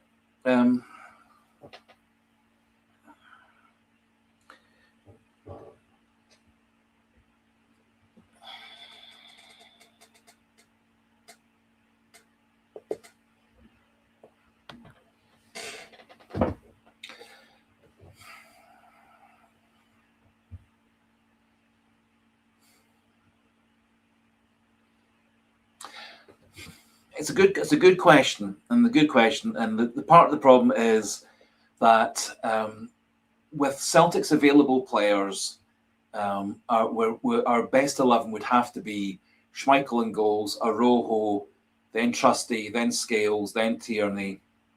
Our best midfield, if Engels is fit, it's probably Engels and McGregor, with Nygren in front of them. Out wide on the right is the biggest, most difficult position, in that we've got lots of different people who can play out there, but none of them are playing particularly well. I think Mvuka could be a very good option out there. I think he needs to get his confidence rebuilt. I think his confidence got bashed playing in France, playing out of position. Yang is probably our best option at the moment out wide on the right. Ideally, I think Tchuneki and Maeda are both better wide players than Yang. Neither of them seems to be able to transfer that skill to playing out wide on the right. I think probably Chavan Chara is our best option as a centre forward. And out wide on the left, our best option would be Dyson Maeda on form, but I think unfortunately he's not on form. So it has to be Tchuneki, which leaves a problem position at right wing. If I was a very brave Celtic manager, once I would maybe try Arojo out as a wide right player, using Donovan as my right back until Alison Johnson gets back fit. I think Arojo's got the pace, the ability, the crossing ability, the passing ability to play out wide on the right. It's kind of an extension of his right wing back role that he's played on a regular basis.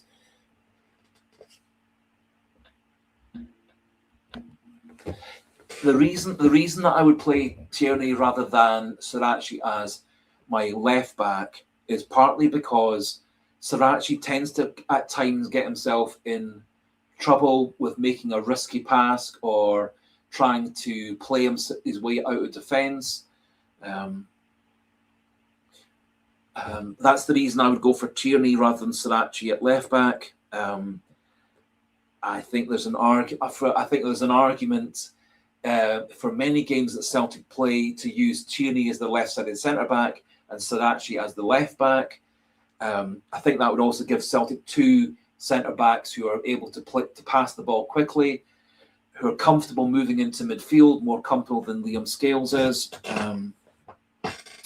Quite often, Liam Scales gets bullied by attackers, and he's not so good at getting around attackers to win the ball back. Trusty's much better at that.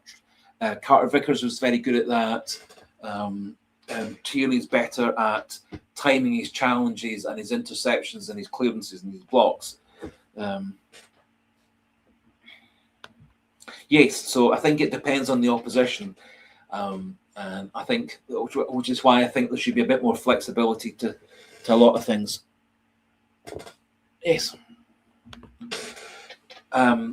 Yes. I think Celtic's problem position ever since Nicholas Kuhn left has been playing someone on the right wing.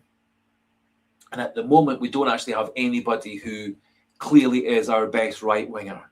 In theory, Dyson Maida or Sebastian Chinecki should be able to play out there. Neither of them seems to be able to play out there at the moment. I don't think Forrest is a starter out there. I don't think Yang is. Yang tends to be quite inconsistent. I think Mvuka will take a few games to get up to speed.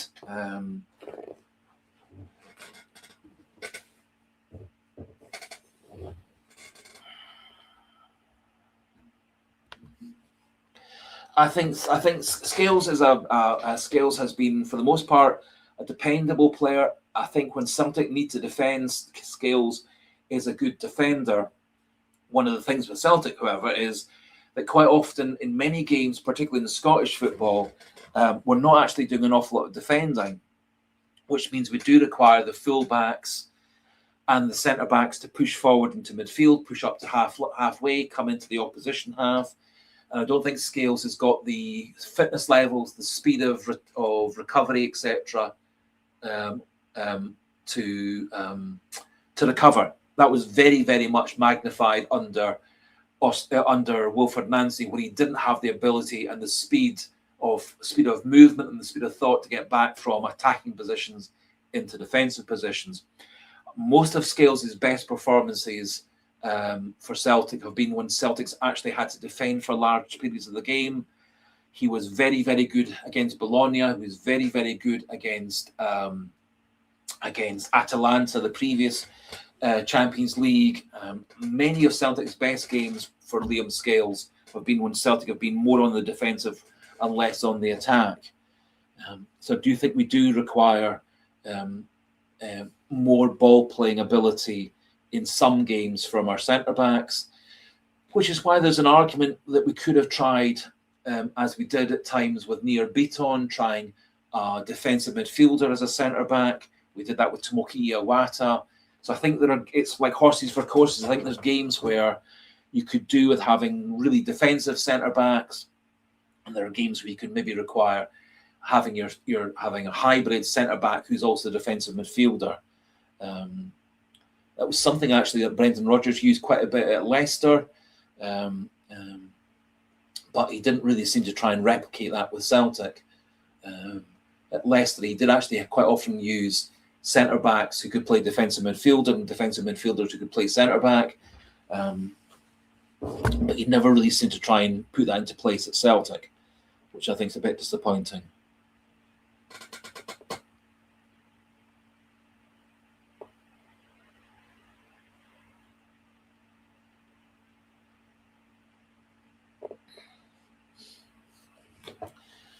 No, I don't think Stephen Welsh has got the quality to be a Celtic starter.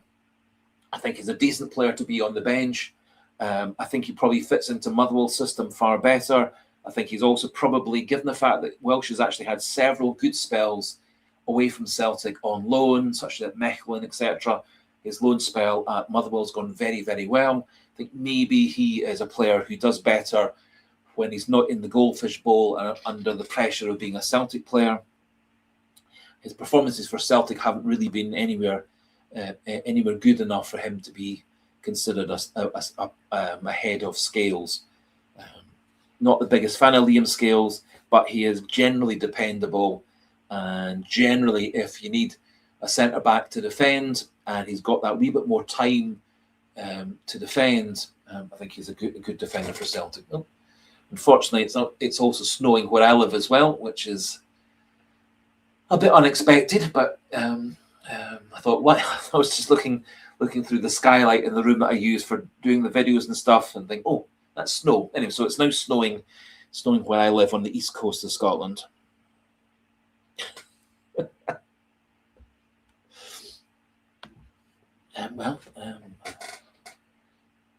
We certainly all could laugh at Rangers. I think they've obviously they had an awful start to the season.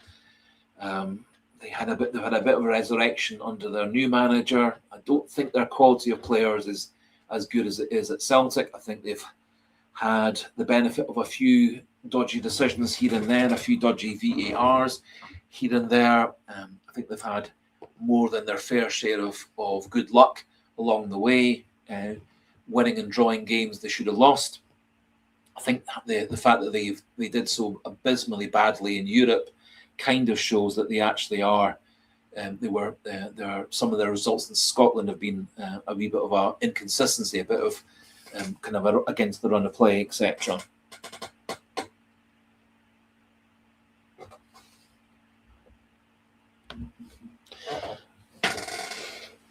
I think as things stand at Celtic, he's Celtic's number 3 right back once Alison Johnson gets back into the team. I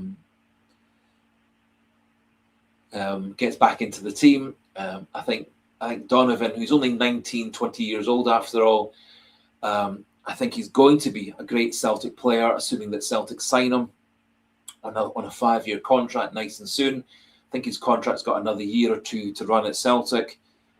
So I'd be very keen for Celtic to get Donovan committed as a player for the next 5 years. I think he's always going to be at least a very good deputy at right back. I think if he gets older, stronger, cleverer, more intelligent, more experienced, he could turn into a Celtic right back for the next 10 years.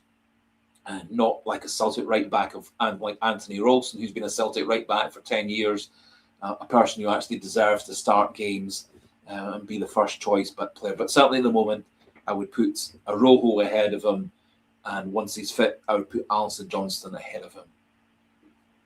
For me, there's an argument you could try Arojo out as a wide right player, and I think he would bring a lot of good skills out there. I think the way that he plays the right back, right wing role for the various different teams that he's played, Celtic, from Mexico, Major League Soccer as well, he certainly could play out there if Celtic wanted to use him there.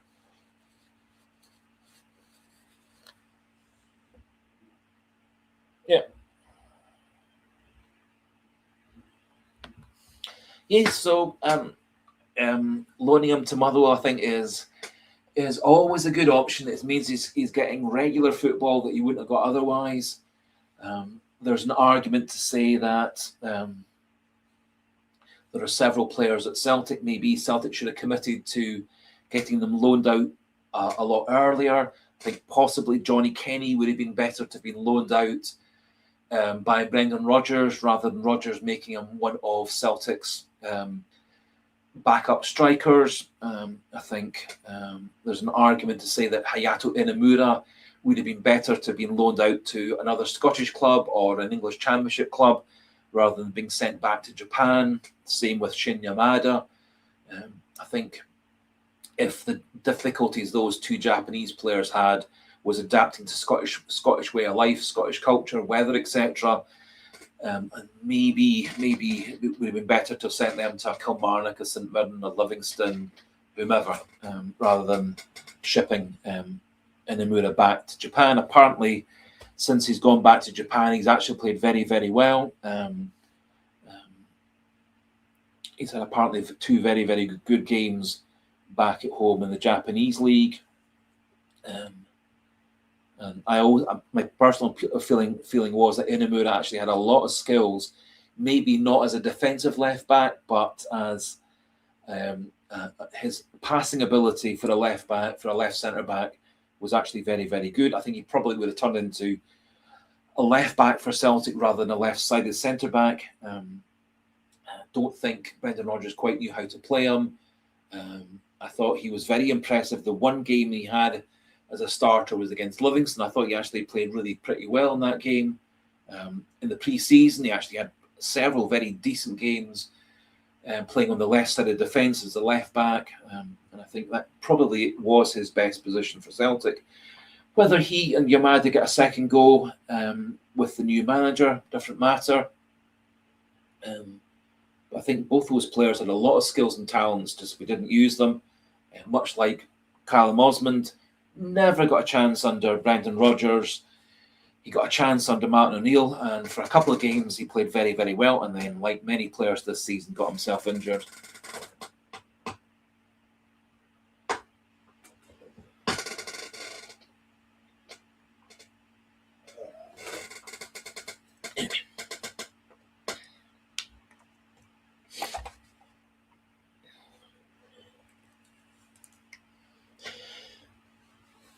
Oh, excuse me.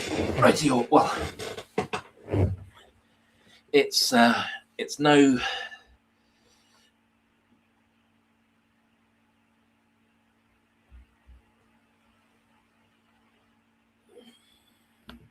Oops.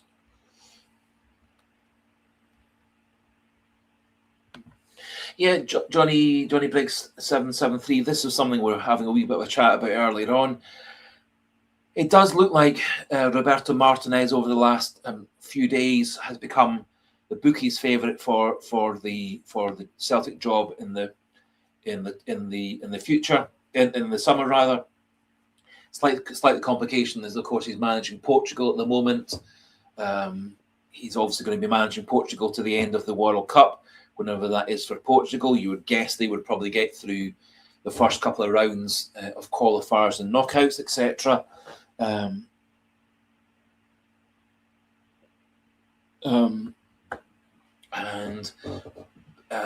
So there would be the one option certainly would be if Martinez was appointed as the Celtic manager, you could have Sean Maloney holding the fort for the first month or two whilst Martinez is away with Portugal, and that Sean Maloney would mastermind the training ground, the bringing in new players, work with Martinez and the recruitment team to make new signings. I think Celtic, one way or another, is going to have a lot of players coming and going this season, this summer rather. We've also got a lot of players at the moment on loan. Whether any of them stay or go, I don't know. Hopefully, we do convince people like Chavan Chara, Junior, Adamu, particularly Marcelo Sarachi, maybe even Julian Arojo to stay. I think we've got 2 or 3 of those players who are currently on loan to stay. I think we would be getting good players out of them. And so just to cut long story short, Johnny Briggs, Martinez certainly seems to be the number one favourite.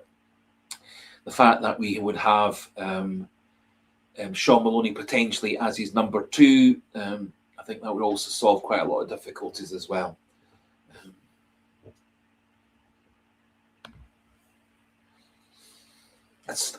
I have my doubts as to whether Kasper Schmeichel will be still at Celtic next season. Question would then be whether the new manager would think that Viljami Sinisalo is good enough to be Celtic's number 1 goalkeeper. I would suspect that what's likely to happening would be that Sinisalo would carry on being Celtic's number 2 goalkeeper, and Celtic would look to try and recruit somebody a wee bit more experienced, a wee bit older than Viljami Sinisalo. There was quite a lot of speculation regarding one of the goalkeepers from Man City coming to Celtic. I think that's unfortunately fallen by the wayside. But there always do tend to be a few goalkeepers who are good enough to be first-team starters at big clubs who get released for one reason or another, or their contract comes to an end and they're free agents. I think obviously that works out well with Kasper Schmeichel, although I don't personally see him staying any longer.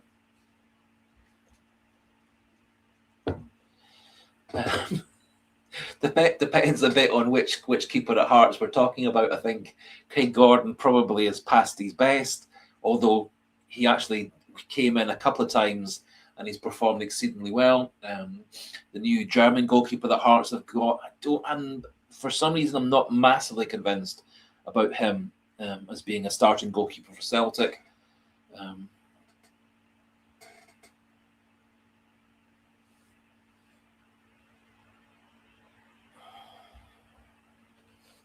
I think actually there are lots of good goalkeepers in Scottish football at the moment. I've always thought that Viljami Sinisalo is good enough to be Celtic's number 1 goalkeeper.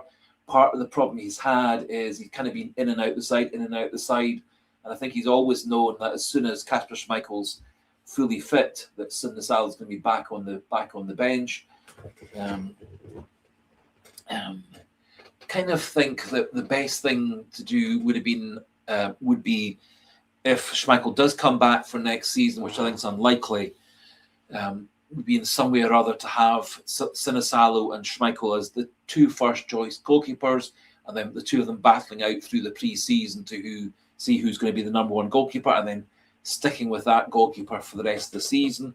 I do think Sinisalo is good enough to be Celtic's number one goalkeeper. Part of the problem with that, though, is he hasn't had enough experience over the last 2 years that I thought he would be getting.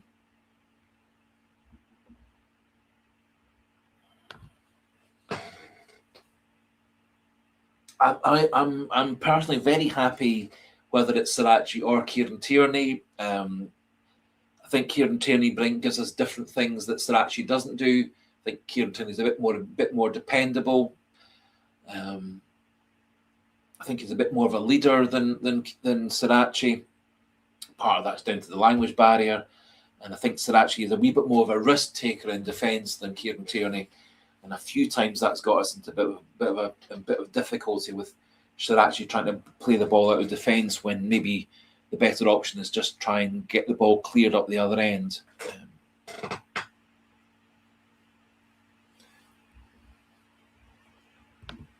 Yep, I think there's much to be said for that. I think Schmeichel seemed to have a particularly poor spell November, December time, the end of the O'Neill spell, throughout the whole Nancy spell. He does seem to have, I thought, been playing a bit better throughout January. But I do wonder whether the shoulder problem, which seems to be a throwback to the injury he got playing for Denmark against Portugal last season, he does seem to be still struggling with that. Obviously, that cost him a few games the end of last season. I think he was risked and brought back far too early last season. That partly cost us the cup final against Aberdeen.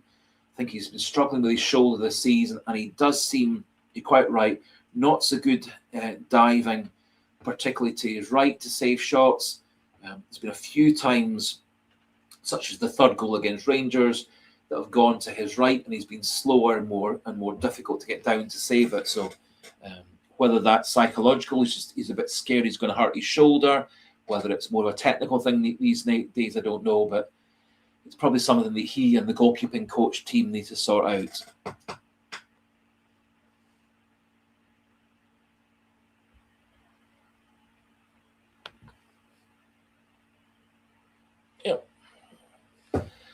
I think my own personal feeling with Kasper Schmeichel is that I don't think he actually necessarily has put on an awful amount of weight. I think part of that was that he was wearing sort of body armor type thing underneath his goalkeeping clothes that made him look more bulky than he actually was. A couple of folk that are more knowledgeable about that side of things. That's what they'd suggested about watching Kasper Schmeichel, particularly in his the training videos from Livingston, was that actually a lot of the fact that he looked more bulky was due to body armor and body warming type of clothes for training and stuff. I don't know. Anyway, he does seem to have had a bit of a return to form in January. He made a really good save at 0-0 last night, saving from Stevie May. He's made quite a number of good saves in the Falkirk match. Made a couple of match-winning saves in that game. So I think there's a lot to be said.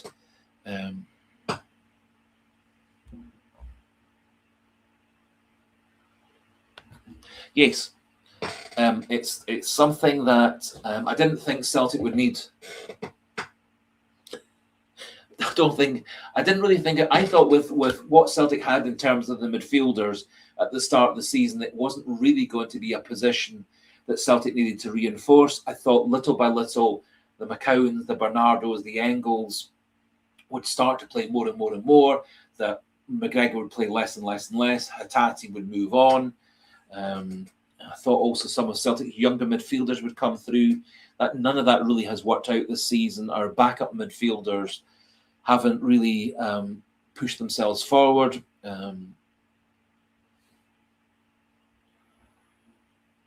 Yes, Bakayoko was a free agent option. Whether he's still a free agent option, I don't know. I suspect that a large number of the Celtic fans would be reluctant for Celtic to have yet another free agent player. But I think if they're I think he, from his reputation, would fit in really well at Celtic. Whether he'd be willing to come and play at Celtic, I don't know, but I suspect that probably one of the reasons Celtic haven't gone for him is simply due to the fact that I think a lot of the fans were very, very negative about Celtic signing 5 loan players in the transfer window. They were very negative about us signing Iheanacho and Oxlade-Chamberlain as free agent players. So I think if we did sign yet another free agent player, there'd be even more negativity.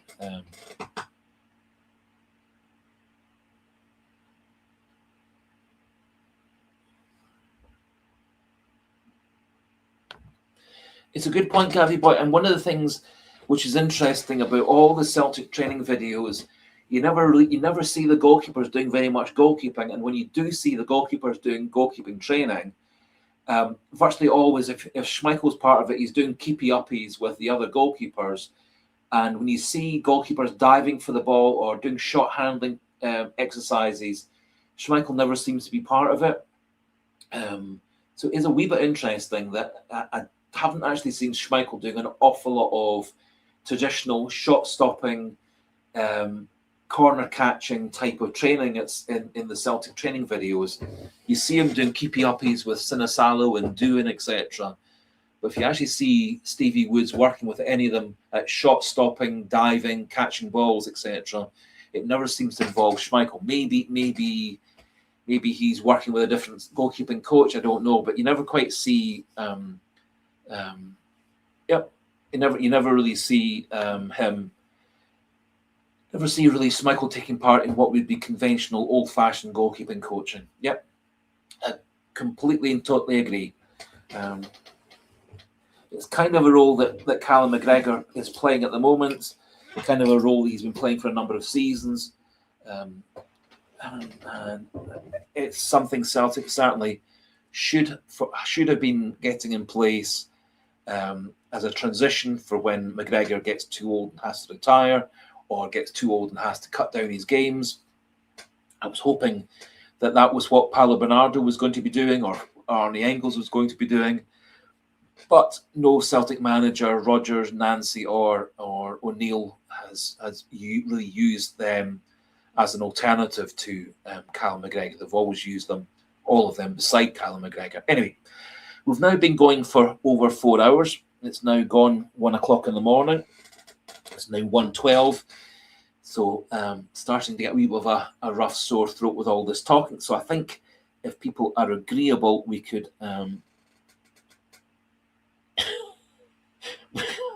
we could certainly call it a day. Next Thursday is, from memory, is going to be the game against Stuttgart. I don't know what time the kickoff's going to be for that. I would guess it's probably going to be 7:45, 8 o'clock, rather than an earlier kickoff. But I don't know. But I'll do research for that. We're planning to do live stream again next week, next Thursday, ideally.